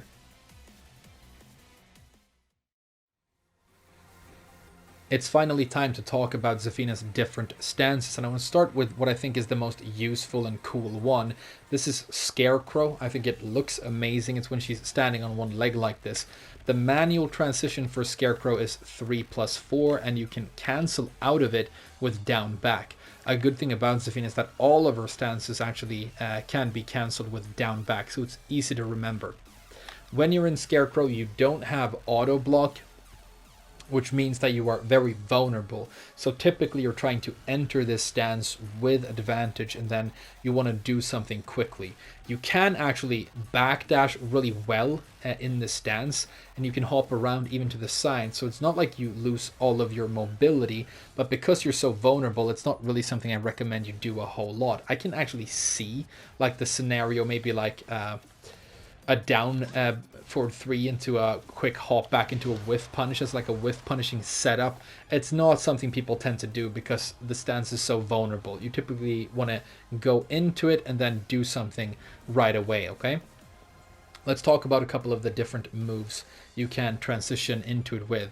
Oh, let me mention also quickly that you have a cool evasive rollback into Mantis. This is down 3+4 from Scarecrow, and when you place yourself in a vulnerable spot with Scarecrow and you want to do something evasive and get out, this can be a good, if somewhat obscure option. So a couple of transitioning moves. 4-2-3 is great. It has a really good range and does 29 damage, but the second hit of this is duckable, so you have to be careful about that. But it gives you +9, and +9 when you have that much advantage with this stance is absolutely terrifying, because it means that you can start abusing Scarecrow 1+2. And Scarecrow 1+2 is a move that basically beats everything. It's so fantastic. But it impacts at between 17 and 19 frames, so you need a specific situation for this move to be uninterruptible. But when it is uninterruptible, it's just a great situation to be in, right? Because it hits on the ground, so it's going to hit people who are trying to stay down there. If they crouch and get hit, it smashes them to the ground for guaranteed follow-ups. If they block it, you get +6, so you still have advantage. You can go straight into another mix-up. And if they get counter hit, it's a massive launcher. And so this is like the most powerful move out of the stance, but because it's on the slow side, you need to be aware of when and when not to use it. The other vulnerability of the move is its pretty limited range, and so if your opponent has enough space, enough time to move out of the way, for example with a quick backdash, then you're very vulnerable to whiff punishment. And so this move is great when it's not going to get interrupted, or for example when your opponent's back is to the wall and they can't move backwards and backdash out of its range. Also, this move will track to the left, so if people are trying to step the stance to the left, this is going to catch that as well. So I mean, it's such an amazing move. It's really crazy how good it is. You can even use it in combos. And because it hits grounded, fantastic for Oki. But we were talking about transitioning moves. So 4-2-3 gives you the +9. Standing 3 gives you the +9, as does 1-2-3. Both 3 and 1-2-3 are ±0 on block, which is potentially interesting if the opponent is unaware, because you do have counter hit moves and you do have armor moves. Other great moves, 4-4-3. This gives you +9 on hit, which is massive. Counter hit launcher, +4 on block, whether or not you transition into Scarecrow, which is great. You also have the completely fantastic while standing 3, which gives you +5 on block. So another move that can give you Scarecrow advantage on block, making it very abusable, and it just knocks the opponent down when you hit with it normally. You even have a low option in the shape of down back 3, and if you hit with that and go into Scarecrow, you're going to be at +3, so not as large of an advantage, but because it comes off of a fast low poke that is pretty much going to hit every time, I still think it's powerful. And if the opponent is on the ground near the wall, hitting them with this, and now they're still down there, and you have access to the 1+2 to chase them when they're trying to get up, that's super dangerous. And they can't get out of that by rolling and stuff like that. But those are a couple of the moves that I recommend for transitioning into Scarecrow. Now let's talk about what you want to do when you're actually in the stance. I'm going to start with your 3 series, which is useful but not what you're typically doing when you're in the stance, let's say. So you have down 3 for a quick low, 18 frames. This is not your mix-up low for the stance most of the part. For that you use down forward 4, but down 3 is respectable in its own right. It has a follow-up in the shape of down 3, down 3. This is a -8 low, but the opponent can obviously parry this. Then you have 3, which is just your normal mid poke, sort of your stand-in for down forward 1 from the stance. 13 frames to impact, and +5 on hit, -6 on block. This has 2 natural extensions, 3-3, which is great, 25, but notice that it pushes the opponent quite far back on hit and only lands you at +2, meaning that here, if you're going to go for like the 1+2, you might get evaded and launched. So my recommendation after 3-3 on hit is maybe just cancel the stance, or maybe roll out. Be cautious at least when you're doing that. The other extension you have is 3 forward 3, which is also natural and a wall splat move. So when you're near the wall and you're mixing from Scarecrow, this is what you're going to use for a mid that wall splats. So fantastic for that. The down 3 has another extension that I forgot to mention, and it's down 3-3. This is a low into a high, and the only reason this is important is this is your spin move from Scarecrow, or one of them. And this is the one you're going to have to use in certain comboing situations. So notice the difference. This is down 3, and this is down 3. You have to let go of the down input to make the spin move come out. And that will feel finicky in the beginning, but it's not that difficult to learn. And in some situations, it's going to be your go-to spin move to make combos happen like that. You can even do it in standard combos, like off of a down for 2 by transitioning with 3 and spinning like that. So it's an important move to have in your repertoire and be aware of. And because it's finicky to do, I recommend that you try and hammer it into your muscle memory. So we talked about the different 3 series and their extensions. Next, let's mention that you have a Power Crush and a Massive Launcher in the shape of your 14 frames to impact. This is minus 13 on block, so punishable. You can cancel back into, because it resets into Scarecrow, right? You can hold back and get out of Scarecrow, but if you do, look at the disadvantage. It goes up all the way to 18, making you launch punishable for doing that. So maybe not something you want to do. This move on the whole is just massively risky because it has armor properties, because it has good range and leads to good damage. Sometimes you want to do it, but mainly when you think the opponent is going to swing into you and lose to the armor property of the move, or when you're in Scarecrow and you just visually see, and confirm a whiff, and then you can whiff punish and combo really hard. So it is cool, and it has its uses. If you're going to use this as your mix-up mid from the stance, you can, but it's just so much more risky than your other options. We talked about 1+2. It's the all-purpose fantastic move from the stance that beats everything. You have a 3+4. This is one of your most important spin moves with the character, and you don't really apply it outside of standard combos. It's mid, it's minus 12. But the usual combo that you see from Zafina looks like this. And then you spin right there. So that's the application of that move. It's mainly a combo tool. Now, let's talk about the actual mix-up moves and the Scarecrow mix-up that you do when you transition in here off of just small advantage. And in my opinion, what you should be using is 2 for the mid and down for 4 for the low. 2 is fantastic because it's a counter hit launcher. It's 14 frames to impact. It's got a natural damage extension, Scarecrow 2/2 for 34. That gives you +8 on hit and cancel Scarecrow, but now you have advantage and you can mix up again. So this move's just all around fantastic. You can see the crush properties right there where she dips down as well. And then the down forward 4, while it is on the slow side at 19, this is non-reactable, fast, a good hitbox, and just really evasive. It's going to crush all kinds of mids and stuff. And when you counter it with it, you can collect guaranteed follow-ups. So I think just the 2, its extension, and the down forward 4 is the sort of go-to mix-up, but you can obviously get creative with a lot of these other moves. I think this might be the preferred, the 3/4/3 preferred mid mix-up, specifically in the wall scenario. Now, if you're at the wall with Zafina, you can use Scarecrow to apply some seriously intimidating Oki. So if we go over there and we try and paste our opponent to the wall, you can do stuff like this for a wall combo. That works, by the way. And you can use the 4 as well here for good damage. But another thing that you see a lot of advanced players do when they play this character is they will, and I'm probably going to mention this in the wall section, but I'll say it here as well.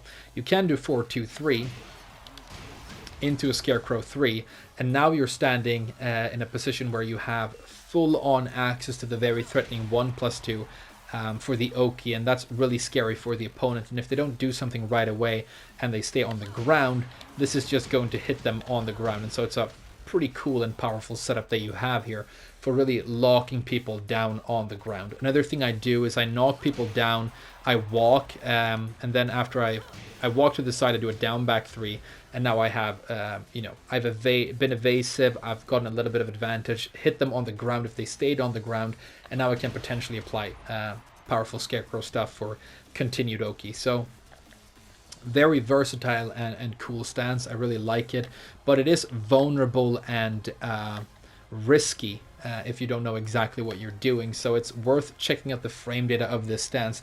It's the only stance that you're like definitely going to be using with the character.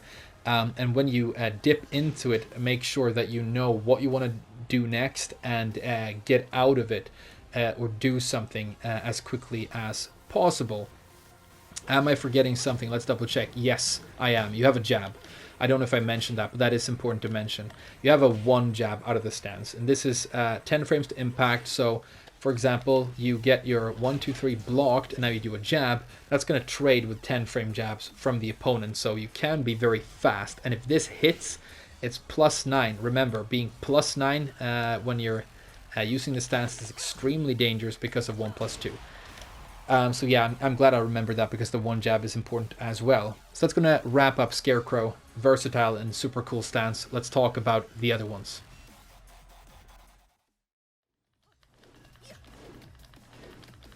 The next thing I want to talk about is Mantis. This is your slightly more obscure, sort of evasive counter hit stance. Not super great, but definitely has its uses and can be super, super dangerous and cheesy. The manual transition is down 3+4, and you can cancel back out with down back.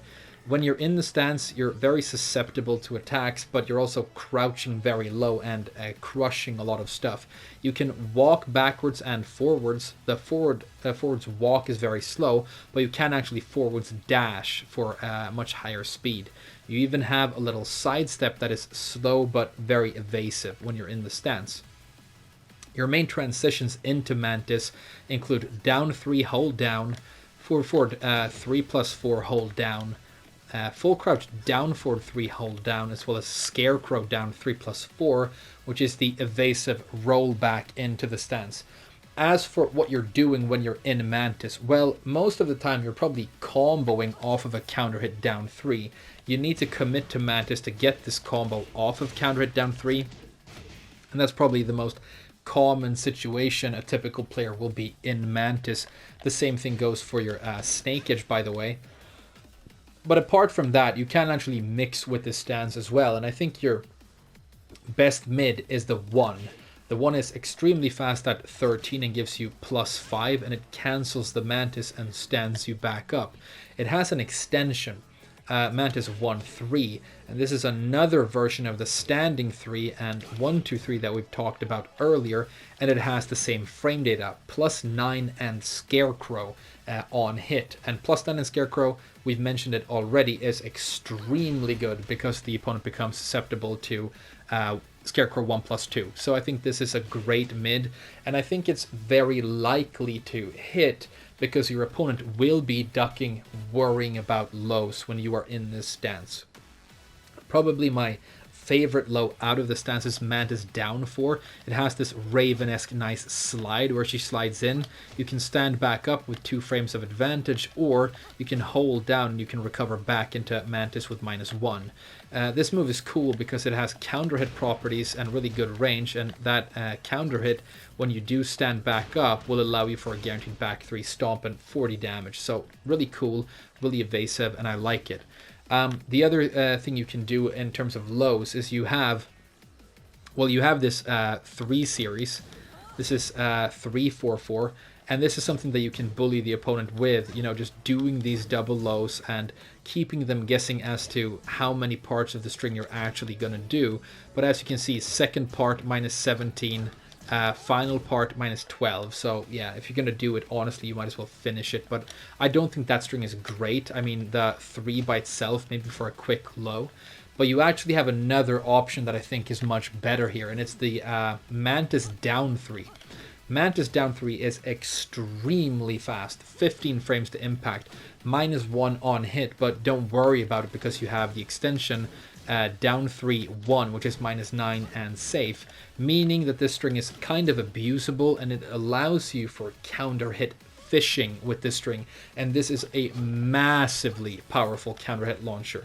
Like, you wouldn't think it, but the damage you get here is like ridiculously high. It's super, super great. So Like, look at that damage.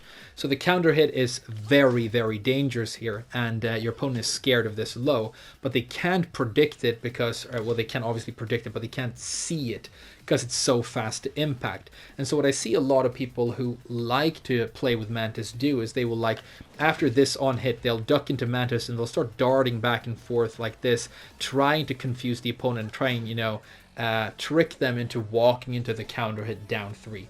And when that happens, you know, it's a giant chunk of damage. Another cool string that you have in Mantis is the 2 series. It's it looks like this, the full string. It's 2, 1, 4. So the 2 by itself is pretty fast at 13 and a counter hit launcher, which is amazing. And then if you do the second hit, that's minus 14, so pretty dangerous, but they probably won't punish that because you have the final hit, the 4, which is minus 13. You see this a lot with Zafina, you know. Is he going to finish the string? Is he going to cancel into something?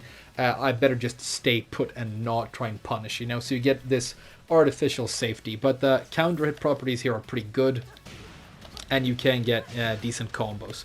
So yeah, this string, the 3-4-4 and the 2-1-4, I think are mainly useful for, like, you know, alternating the number of hits and trying to confuse the opponent. But I think the down 3 counter hit is one of the best parts of the string, and I would mix in the 1-3 for a really good mid with that.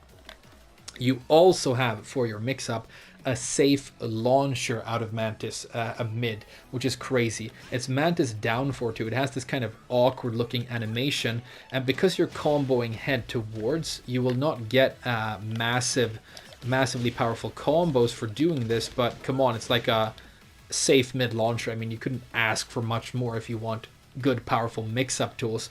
So I mean, that's another great mid that you can use together with 1-3 for mixing in all of these lows. 4-3 is a 2-hit counter hit launching string, but it's minus 30 on block, and so the reason I don't really recommend that you use this is you have this 15 frame much safer counter hit launcher in the shape of down 3. And so I would just recommend, if you're trying to counter hit an opponent with a low from Mantis, do that, or maybe the down 4 slide. I just think that is better. Another move that I think has one of the coolest attack animations of any move in the game is the Mantis down forward 3. You can alternate the direction of it by doing this trick here, which is, I'm not going to tell you, you'll have to find out for yourself. It's not useful, but you can do it. But this is just Mantis down forward 3. Okay, I'm going to tell you how to do it. You just spam 3 plus, down forward 3 plus 4 in the stance. Hold buffer down forward and just spam 3 plus 4. But the move in itself, it's minus 17 on block, but it is mid and it has massive pushback, as you can see right there. So you're going to get away with it most of the time, and it just makes it a pretty cool and powerful mix-up mid again. The final move I want to talk about, one that I almost haven't ever used, but I think might be ambiguously cool and useful, is up forward 3. She kind of has like an orbital from Mantis, right, with crush properties, which gives you a fat knockdown when you hit with it normally, but minus 10 when you get it blocked. So like this, you can see the frame advantage goes from plus to minus, which is kind of weird. So you are at minus 10 and punishable, but what you can do if you want to, even on block, is just hold down and recover into Mantis, and there are no 10 frame moves that are going to catch you when you're being evasive in Mantis, which is really cool. So I think I've mentioned all the moves I think are really useful, except for the big power crush. So you have a big power crush knockdown move here. It's massive, it's powerful, but it's punishable on block. And so this is another reason your opponent might hesitate when you're fucking around on the floor like a fucking insect, being an asshole, you know, trying to cheese them with this counter hit launcher. One of the reasons they're not going to like run in on you is the fact that you can armor through and knock them down with this. Now this is minus on block, it's punishable, minus 13. So just keep that in mind. But when you're sure that they're going to try and like get in and fuck your stance up and prevent you from crawling around and cleaning the floor, remember that you have that power crush right there. If you're trying to whiff punish with the stance, I say down 4-2. is probably the most solid option. Okay, let's move on to the final stance. You know, the thing about spiders is that they are always fucking ready, and they're always ready in every direction. So let's talk about Tarantula, which is your final stance with the character.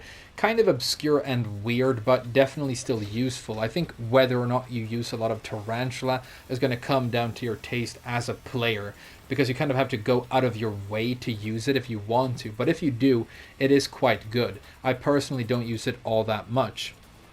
But the manual transition is down 1+2, and you can cancel out with down back as normal. An important thing to know about this stance is that when you're in it, you do not have the option of moving backwards or to the sides. You can only be still, or you can crawl forwards, which is kind of like a real spider, you know, that start creepy movement that they do, or you can cancel out. So those are your only options outside of attacking. You don't have that many useful moves that transition into Tarantula, but 1-4 is pretty cool.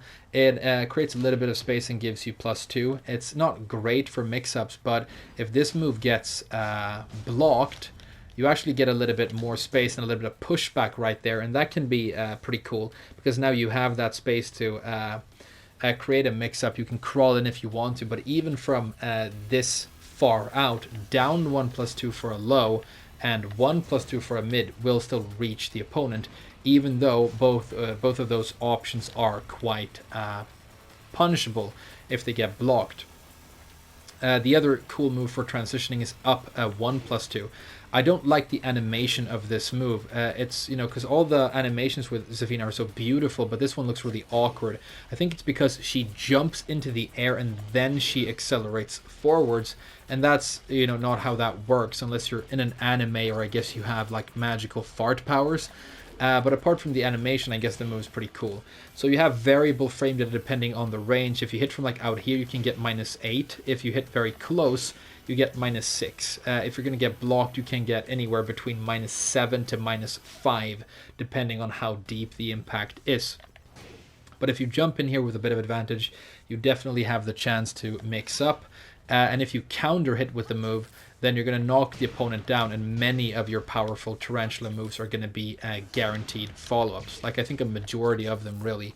I think the 3 hits, I think the down 1+2 hits as well. Yeah. So that's cool. It's a useful move in that sense, and it's got the crush properties and the range and everything else. It works well after the rage drive, for example, when you can use slowish counter hit moves. Okay. So when you're actually in Tarantula and you want to mix up, I think the main low is the 1. The 1 is cool because it's only -11 on block, so it's kind of low risk for a low, but it gives you a nice +5 on hit. And the theory here is that you can use this low. If you score a hit, now you can go for another mix-up, and it sort of keeps going, and you can create a little Tarantula vortex, you know? And if you counter hit with this, it will actually knock the opponent down as well. So it is a cool move. And then the main mid, I think you are mixing with here. The best one, in my opinion, is 3. I love this move. I love the animation because it's exactly like a scorpion stinger, how the tail comes up from the back. The really cool thing about this is it's a powerful knockdown mid, but it's completely safe on block at -7. So, like, by far, I think the best mix-up mid you have in this stance. You can go for 1+2, which is a knockdown powerful spin move, but this is -12, as you can see right there. So, not as safe as the 3. So I think the 3 is the preferable option. Another obscure and cool string that you have here is the 4-3, when she kind of vaults up like this. It's super, super cool and kind of useful, I guess. So if you do the first hit, she will do that kick and then roll back out into Mantis, meaning that the opponent is going to be scared about pressing a button after that. And then you have this extension, the 3, which is -14. But if you can sort of trick them into getting hit by just the second hit, it's difficult to do because the range is massive on this move, but like from out here maybe? No, still have to go further, wow. Wrong stance. There we go. This is actually a normal hit launcher, and it's really quite powerful, so that's cool. And this becomes a full-on counter hit launcher, the whole string. So you can do 4-3 on counter hit here. Like that, and that's going to launch the opponent for massive, massive damage. So it is pretty cool, ambiguously useful string that you have right there, and you're going to have to keep the opponent guessing with that dip back out into Mantis that happens automatically when you do only the 4. Another thing that you have from Tarantula is down 1+2 is the big go too low for knockdowns. This is very minus, like launch punishable on block, and it's going to force Mantis, by the way, when you hit with it. So if I'm down here and I get this blocked, I'm at -21 and in Mantis, which is very dangerous, but you know, that's the way it goes with big knockdown lows in Tekken. It is pretty fast, and it's got massive range, so it will surprise a lot of people. 25 is, you know, kind of slow, but then again, it looks like a lot of other moves, so it's not really easy to react to, and the range is massive, so it is pretty cool. What else do you have from Tarantula? Well, you have a safe mid launcher, which is great. This one is slow, 34 frames to impact, so very slow, but it can definitely work and confuse the opponent, kind of because of the fact that it is so slow. They kind of, you know, try and duck and then maybe, you know, stand back up and then duck again. Stuff like that can happen. And, you know, a safe mid launcher is always fantastic. This is -9, so unless you're getting interrupted or counter hit for doing it, it might be a good idea to go for, and it does give you massive, massive damage. For example, you know, this string, you roll back, there's a lot of space between you and the opponent. Maybe they do something stupid and they swing into that open space. You crush it, you crush the highs with the animation of the Tarantula 2, and you send them into the sky. So it can actually be pretty useful. So yeah, Tarantula is a cute little stance. I like it, but you have to be aware of your options and don't get too crazy with it. But I know one thing people like to do with Tarantula is Oki setups, and I've seen people recommend going into manual Tarantula for Oki. For example, in this scenario here where you get great Oki, if you dip straight into manual Tarantula, you have a bunch of space and time to go into a completely unimpeded Tarantula mix-up. You start mixing the 1 here with the 3, and you can get really quite creepy with the stance. So ambiguously useful, but fun and interesting, and I definitely recommend you check it out, and then you'll have to decide for yourself if it's a stance that you want to use a lot. Alright, let's get you some combos. So for this section I've turned on command history, but I've turned off frame data display. So I'm going to have command history, but I will also be explaining in detail how I do all the combos to make it as digestible as possible. So let's jump in with your most standard launcher, which is down forward 2. I'm going to show you my favorite combo to do off of this launcher now, and then I'm going to explain how I do it, but also all the different ways you can modify this combo depending on the situation. But the combo looks like this.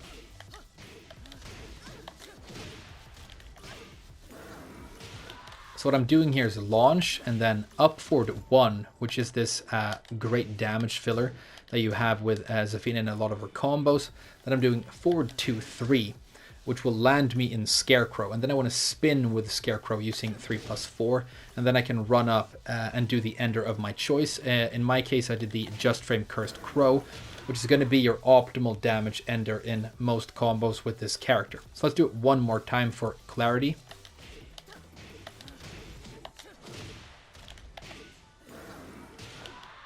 And you can see that gives you 64. Now I want to say that you can add an extra hit to this combo if you want to by squeezing in a down forward 1 in between the up forward 1 and the forward 2, 3. The reason I don't do this is it only gives you 2 extra damage, but it can make the combo a little bit inconsistent if you're slightly off axis or working against an opponent character who has one of those annoying strange models, you know, with like short legs. But let's just show the fact that it does definitely work.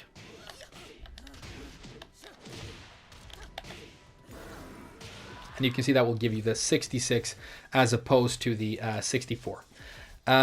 Now, if you don't want to do the Just Frame Cursed Crow ender, you have a couple of different options. Either because, you know, you might be worried that it's going to drop, or you're trying to push your opponent into the corner or put them on the wall.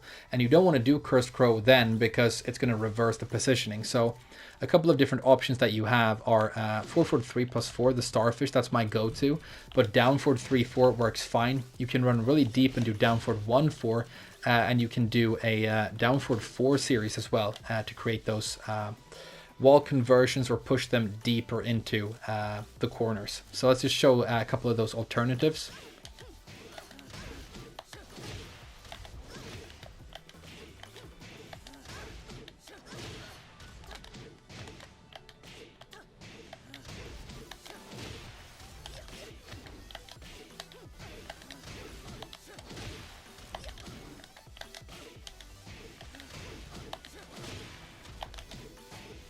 Now, in the case of the down forward 4 series, I actually recommend that you use the 2 because it's going to be better for wall conversions. And even though the 1 extension does more damage, because of damage scaling, in this scenario they do the exact same damage. However, the 1 extension is going to spike the opponent, and it has the cool option, you know, when you're using it for an ender, of canceling into crouch and doing all kinds of crazy crouch mix-ups to confuse the opponent, which is fun and potentially cool, you know.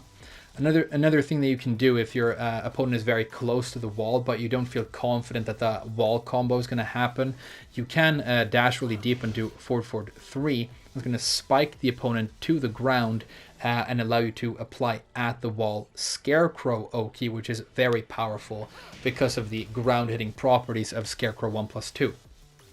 Now, the combo I've shown you so far works perfectly off of your while standing 1-2 as well. So just do the exact same thing. The only important distinction to make here is that when you're using this launcher, you don't have that option of adding in the extra down forward one because it's a 2-hit launcher and it's going to make the spin move just whiff because you have too many hits. So that's something to keep in mind. Now, you have 2 important standard launchers where this combo won't work. Your while standing 2 and your hop kick. And what I want to do to convert here instead, because as you can see that the up forward one is going to whiff because it's too slow. So what I do to convert this is I add in a filler jab and then I do the up forward one. So I'm going to, you know, hop kick, jab, and then do up forward one and then go into the same standard combo, which works perfectly. So let's show you that as well.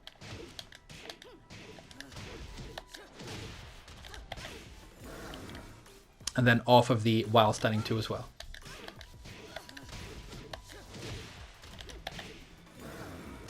I forgot to show you the actual final hit on the hop kick so we can see how much damage it actually does.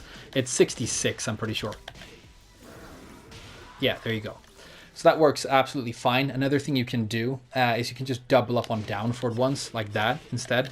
So instead of doing 1 jab, up forward 1, you can do down forward 1, down forward 1, which works absolutely fine as well.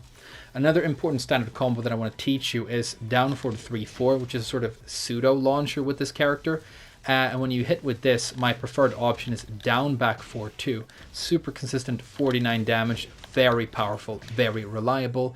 But if you're not at some sort of weird angle or very spaced out, you can also get a back 3 stomp here, which is going to be 1 point more damage.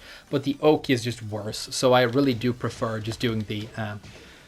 sorry, I'm starting to lose my voice a little bit. I've been talking for a long time. I just prefer the down back 4 2 option for this combo here.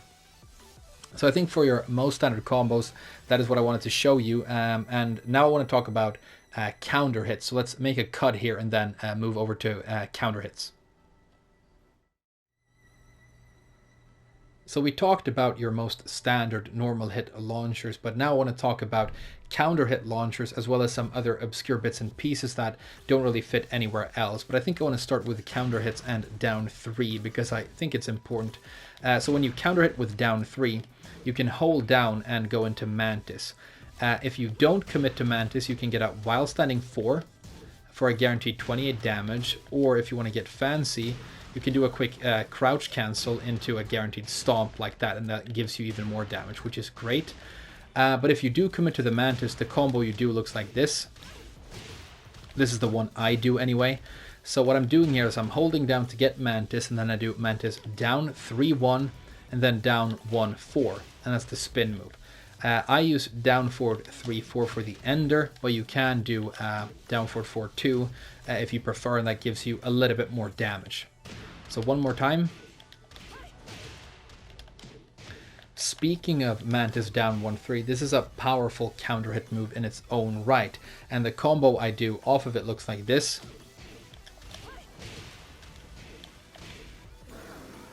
That's very easy to do. It's the bog standard version, but it's just Mantis down 1-3, down 1-4. I'm standing still. I don't even have to dash up. I do an up forward 1 into Cursed Crow, or I can do the exact same thing, but do this ender, and it's actually going to hit perfectly in that scenario. Another thing you can do is you can double up on down 3 ones, and then spin with down 4-1, run up, do up forward 1 into Cursed Crow as well, but that one is a little bit finicky to get to work, but let's try it.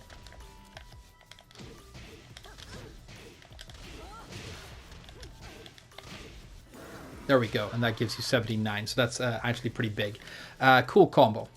Okay, let's talk about some less obscure stuff. 4-4-3 is one of your best counter hit launchers, of course, so let's mention this thing. If you elect to go into Scarecrow and commit to Scarecrow, the combo you're going to want to do is Scarecrow down 3-3.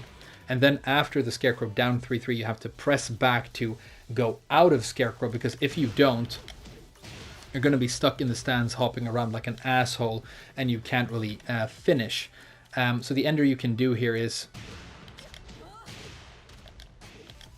you can do that for the Cursed Crow ender, or you can do the string ender if you want more wall carry, and it's still good damage. There are a couple of situations where you want to spin with Scarecrow down 3-3. So what you need to practice, it can be finicky at first, is first of all, you don't want to get down 3-3 like this. Or sorry, down 3 like this. You have to let go of the down input in between so that you get down 3-3, not down 3. So that's the first important part. The second important part is that you have to press back after the spin has happened so that you're free to move around and you can actually finish your combo. I know some people actually love to do this for combos. So for example, they will launch with just a normal down 4-2 and they will enter Scarecrow using a standing 3 and then use this for their combo. And it's actually good damage, so it's not a bad idea. I guess it comes down to your taste when you're playing the character. So we talked about this and we talked about a couple of other things. I think 4-4-2 is actually another really cool counter hit move. And I want to use this to illustrate how I think you should philosophize regarding the Cursed Crow in combos. But just a normal standard combo that you can do here looks like this.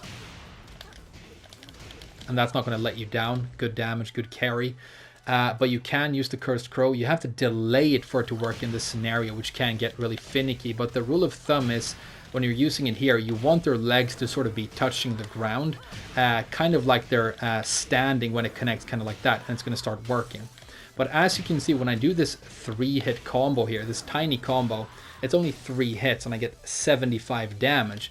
But if I decide that I want to get fancy and add more hits to the combo, for example, something like this. This isn't something I've practiced, so I might not get it first time, but let's try. Okay, there you go. So I did a much longer combo with multiple hits, but I got 74 damage as opposed to 75. The thing with the Cursed Crow is that it's such a massive hit that you need to be aware of how damage scaling works in the game, and you want to scale the move as little as possible. So in some small combos, you can actually just do this very early and still get decent damage just because of how powerful that single hit is. And all of the stuff that I'm talking about, I mean, it's a lot of different bits and pieces, but it's why it's so fun to go into practice mode and mess around with Zafina's combos, because you can find all kinds of crazy, fun, and really powerful stuff. So the last few things I want to talk about here is I want to mention this move as a launcher and as a filler, but first I want to talk about Mantis down 4-2 because it's weird. So Mantis down 4-2 is a good move because it's like a safe launcher, right? But the thing is, it will launch the opponent with their head towards you like this, making it difficult to get a proper combo. And so what you can do in scenarios like this is you can use a down forward 1-4, and that will allow you to turn them around, and you're going to be able to get your combo properly. Now let's talk about this move because I kind of love this. I think it's silly and fun. So this is, let's turn off counter it. Oh, we already did, I guess. Yeah, no counter hit, good. Down forward 1 plus 2 is super slow. It's like 36 or something frames to impact, I think. But it is a homing move and mid and has high crush, and it really confuses people because she's kind of flailing around. So some people will like see this and they will like duck and stand up and then duck again and eat it because it's like confusing, right? But the thing about it is it can be used as a combo filler after a crumple overstun launch. For example, the launch that it itself causes. So you can double up on this cool move here and get an awesome combo. After it, you just float with a down forward 1 and you go into your standard combo as usual. So other combos where you can do this exact same thing is, for example, forward 2 on counter hit. And a personal favorite of mine, the Rage Drive. So this is my preferred combo after Rage Drive on hit as well. I actually dropped it that time. You kind of need to spam it out to get it to hit in time. There we go. And you're going to get massive damage. So really cool stuff. And I kind of love this move, so I wanted to throw it in as well. I think that's mainly like all you need to know about. I'm probably missing something. The thing with this character is she has a lot of different sort of weird specific moves, but these combo pieces that I've given you is going to do you solid in most scenarios. So just play around with them and you're going to find solid combos for all of your different launchers. So to round out our discussion on combos, I want to show you some wall combos. Before I go over to the actual wall, I want to show you a couple of options for converting a standard combo into a wall combo. So if I'm out here in the middle of the stage and I launch with a standard launcher like down forward 2, I'm going to do my normal combo but modify the ender depending on how far I am from the wall. So for example, if I'm doing the combo normally like this and the gap is about that big, I'm probably going to go for down forward 1-4 because it's a very nice little conversion tool, gives a nice high wall splat. But if I have slightly more space, maybe I'm way out here, I might go for down forward 3-4. You can see that works really well too. And another option that I love for this is the Starfish, the 4-4-3+4, which is going to give a nice high wall spot, but also let me recover really quickly, which makes it easy to go up and get that combo. Some people really like using down for 2-4. It's another really long range option. It's not really in my repertoire because I think it's a little bit awkward, and I think these other options are solid enough. So that's what I tend to go for. And then when you get the wall splat, what you want to do for your combo is down forward 1, and then down forward 1-2, and then delay the final 1. And you want to delay that for long enough that you get that elusive 60% scaling on the final hit for really good damage. So if you were to perform the whole combo, it would look like this.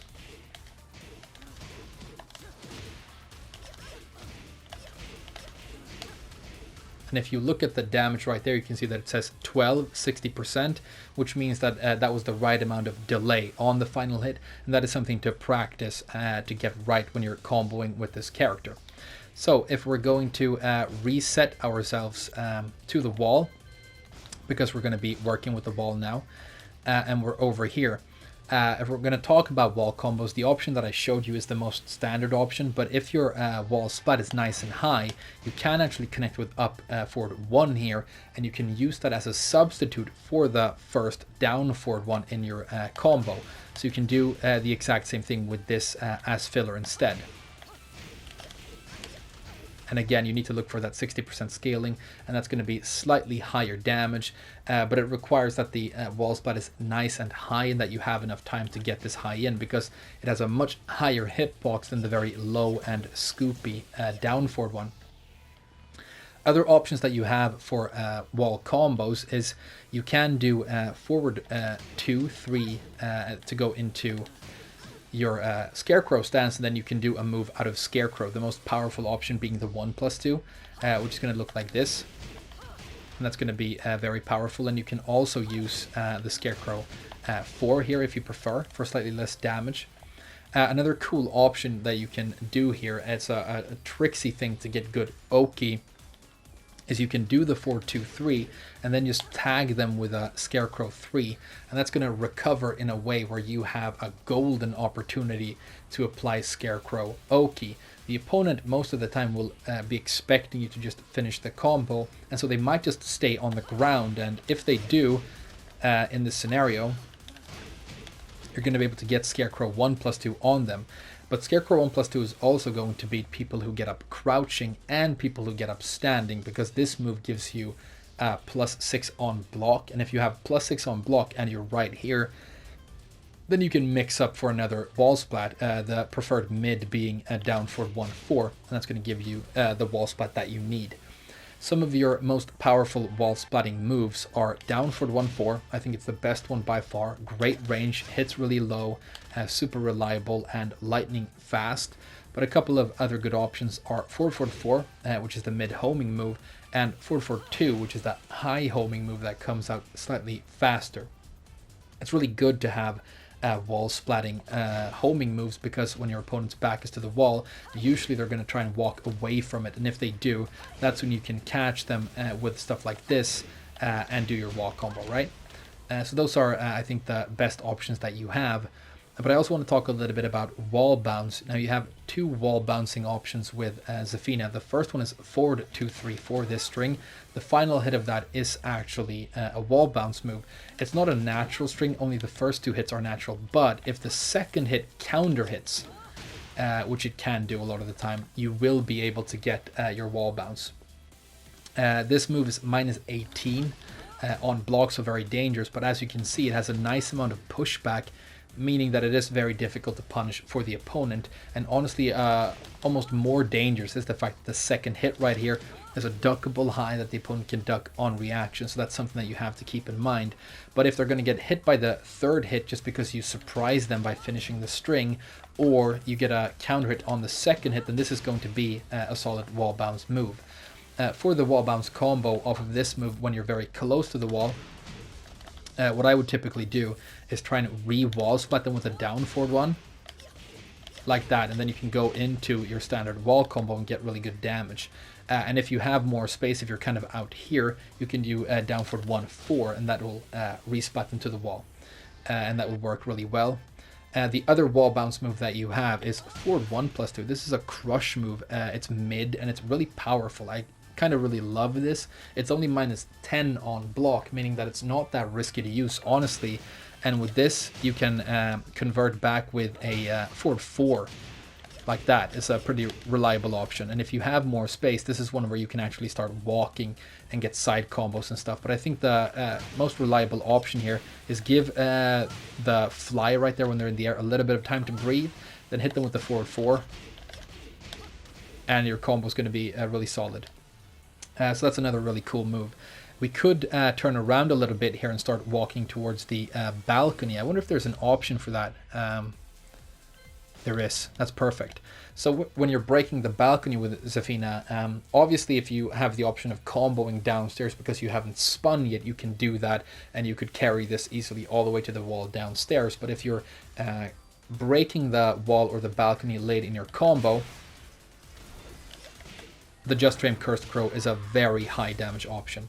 It works really well, and reason this is so extremely cool is if you think about this balcony break and the balcony break on the jungle outpost stages, both of them, look at where my opponent is right now. I just sent them through a wall, but because I did a move that crossed them up downstairs, I put them back with their back against the wall all over again, and I'm in advantageous positioning, as opposed to doing a powerful move that doesn't do that and leaving the opponent in the middle of the stage, which is why I think it is such an extremely good move for specifically wall and balcony breaks. It does take a little bit of timing to get it right, but it's not that difficult.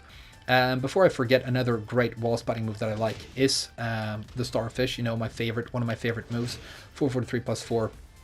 Because this is what you can use from like way downtown when you're down here and surprise them, go over lows, and still get that wall splat. So it's another really solid option for getting that splat.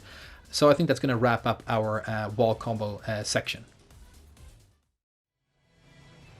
In this final section, I want to talk about a couple of random bits and pieces that didn't fit in anywhere else, and then I also want to start to wrap this whole thing up. But before we get to that, I want to talk about the fact that you actually have a reversal with this character, and it's pretty cool. I don't use it that much, but I probably should use it more because I do think it has some cool applications. But this is one of those cool reversals where it actually has armor, and if it armors through something, it will automatically activate a retaliating hit. So very similar to the Tiger reversal from Kazumi, for example. So if we make my opponent do a couple of down forward ones here, you can see that when you're being poked down, it's actually quite reliable. You can sneak this in. The activation window is nice and big and healthy, and you're going to get a solid knockdown here for a full 30 damage. So I think this is really quite solid, and I'm going to be experimenting with it more in the future. It's something that I recommend that you try, especially in those really aggressive matchups when it can be difficult to find breathing room. And something that I recommend is binding the input of back 1+3 or back 2+4 to an extra button, because it can be a little bit awkward to get out, and it will just allow this to be a little bit more easy access. But that's completely up to you and how you want to play in terms of your controller. We also haven't really talked about your throws, and you only have 3. You have a normal 1 throw. The unique thing about this 1 throw is that it actually reverses positioning, with which 1 throws typically won't do, and then it just gives you a lot of healthy space between you and the opponent. This means that you don't really get to capitalize with Oki, but if your back is to the wall, getting out like this, creating all this space, and then threatening your opponent with stuff like the starfish for the wall splat can be very powerful, so it's something to keep in mind when you're close to the wall.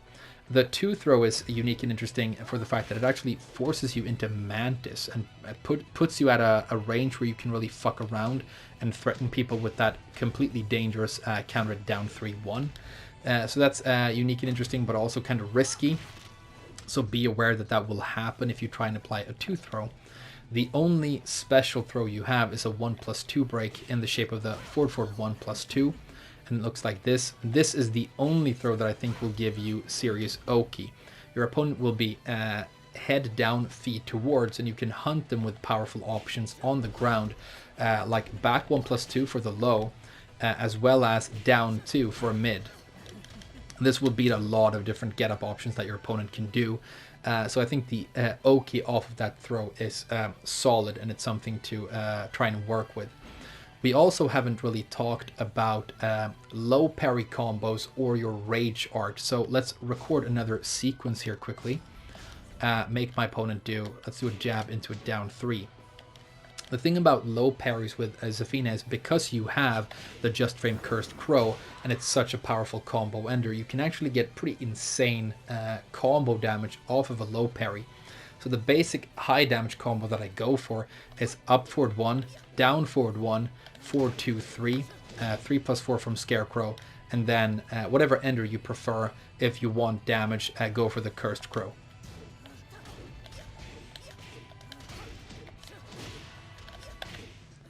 And you can see I think that's going to be 53, which is really quite massive. So it's really good to try and parry lows with Zafina, because you get more damage than you would on the average character. Let's activate Rage and just quickly mention the Rage art. This Rage art is just a very average mid and does average Rage art things, except for the fact that Zafina will actually move forward during the startup animation, the little cinematic part of the Rage art, and that will extend the range of it. So if you see I'm out here right now, I'm going to do it, Zafina moves in a little bit, and then I'm much closer and I get extended range, and that means that the range of this Rage art is really quite good, and you can use it from quite far out. And that's just really nice when you're using it for a combo ender, and you want that little bit of extra damage to make sure that your combo is going to kill. About that rage right there is going to be max, I think. But you can see it actually has a really sort of a long range hitbox, and it has that little bit of like ghost range where she moves forward during the animation. So it's above average for range, but average in every other capacity. So I think that's pretty much going to wrap it up. And so to summarize Zafina, she's a very movement-heavy character who specializes in moving around and creating whiffs with sidesteps and backdashes. And when she sees those whiffs, she really wants to whiff punish with down forward 3-4 or down forward 2. Those are the two preferred options.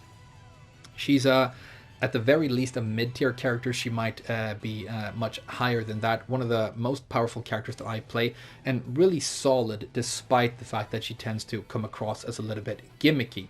Now the big hurdle of getting into Zafina is that when you start out, you're going to find all of these stance transitions a little bit awkward, and it's going to open you up to a lot of just poor defense. But that is just something that takes a little bit of time, and when you give her, you know, the hours to actually develop a bit of character fluency and you get used to these different transitions, then you can actually become very defensive and solid on the defense, and you also don't really have to worry about that much difficult execution. I think the 3 areas you need to focus on when you want to practice your execution with Zafina is you need to get the Cursed Crow just frame down in combos and out in the open. It's important and very powerful. The other thing is getting the Scarecrow down 3-3 and then canceling the Scarecrow like that to be able to do that in combos. And then the last thing really is getting that perfect amount of delay on your down forward 1 string when you're using it in wall combos to make sure that you get the 60% scaling. But that's pretty much it, and everything else is kind of basic. Even though your move list is big and you have many stances, when you start out you can just keep it to your basic standard moves and Scarecrow, and then you can start worrying about Tarantula and Mantis and more gimmicky stuff like that later on as you develop more fluency with the character.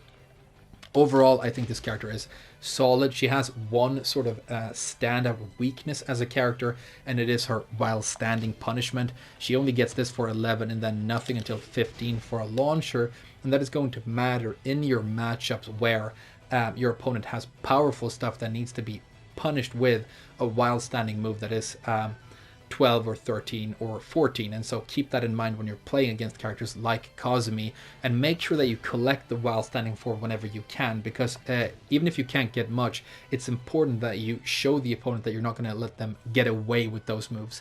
And the while standing 4 is actually very solid, and it does its job admirably, even though it's not a super high damage move or a knockdown move. Overall, I think this character is like one of the most giving characters you could play in modern fighting games. I think it's the coolest redesign of any legacy character in Tekken. I think she's well balanced and extremely fun to play, just exciting to use. I think the hand and everything they added right there is pretty genius. And overall, I just can't recommend her enough. So I hope that this helped more people get into the character and just give her the hours to actually get over those initial hurdles. And you're going to find that this is one of the most giving characters that you could play in this game. Thank you so much for watching this guide. I know I've lost my voice at points, and it's probably going to be a nightmare to edit this whole thing because I've been recording it in chunks, but I want you to know that these are my favorite videos that I make, and I really love them. They are the videos that people come back to, you know, months and months after I initially upload them and ask questions and talk about the game. So they are my favorite videos to make, and really what I want to be the foundation of what this channel is about. So I super appreciate you being here and actually watching it. And if you're watching it this far, then you've pretty much seen it to the end, which is impressive. I don't know how long it's going to end up being, but I have a feeling it's a pretty long video. Stay safe, happy and healthy. Thank you so much for watching, and I'll see you guys in the next video.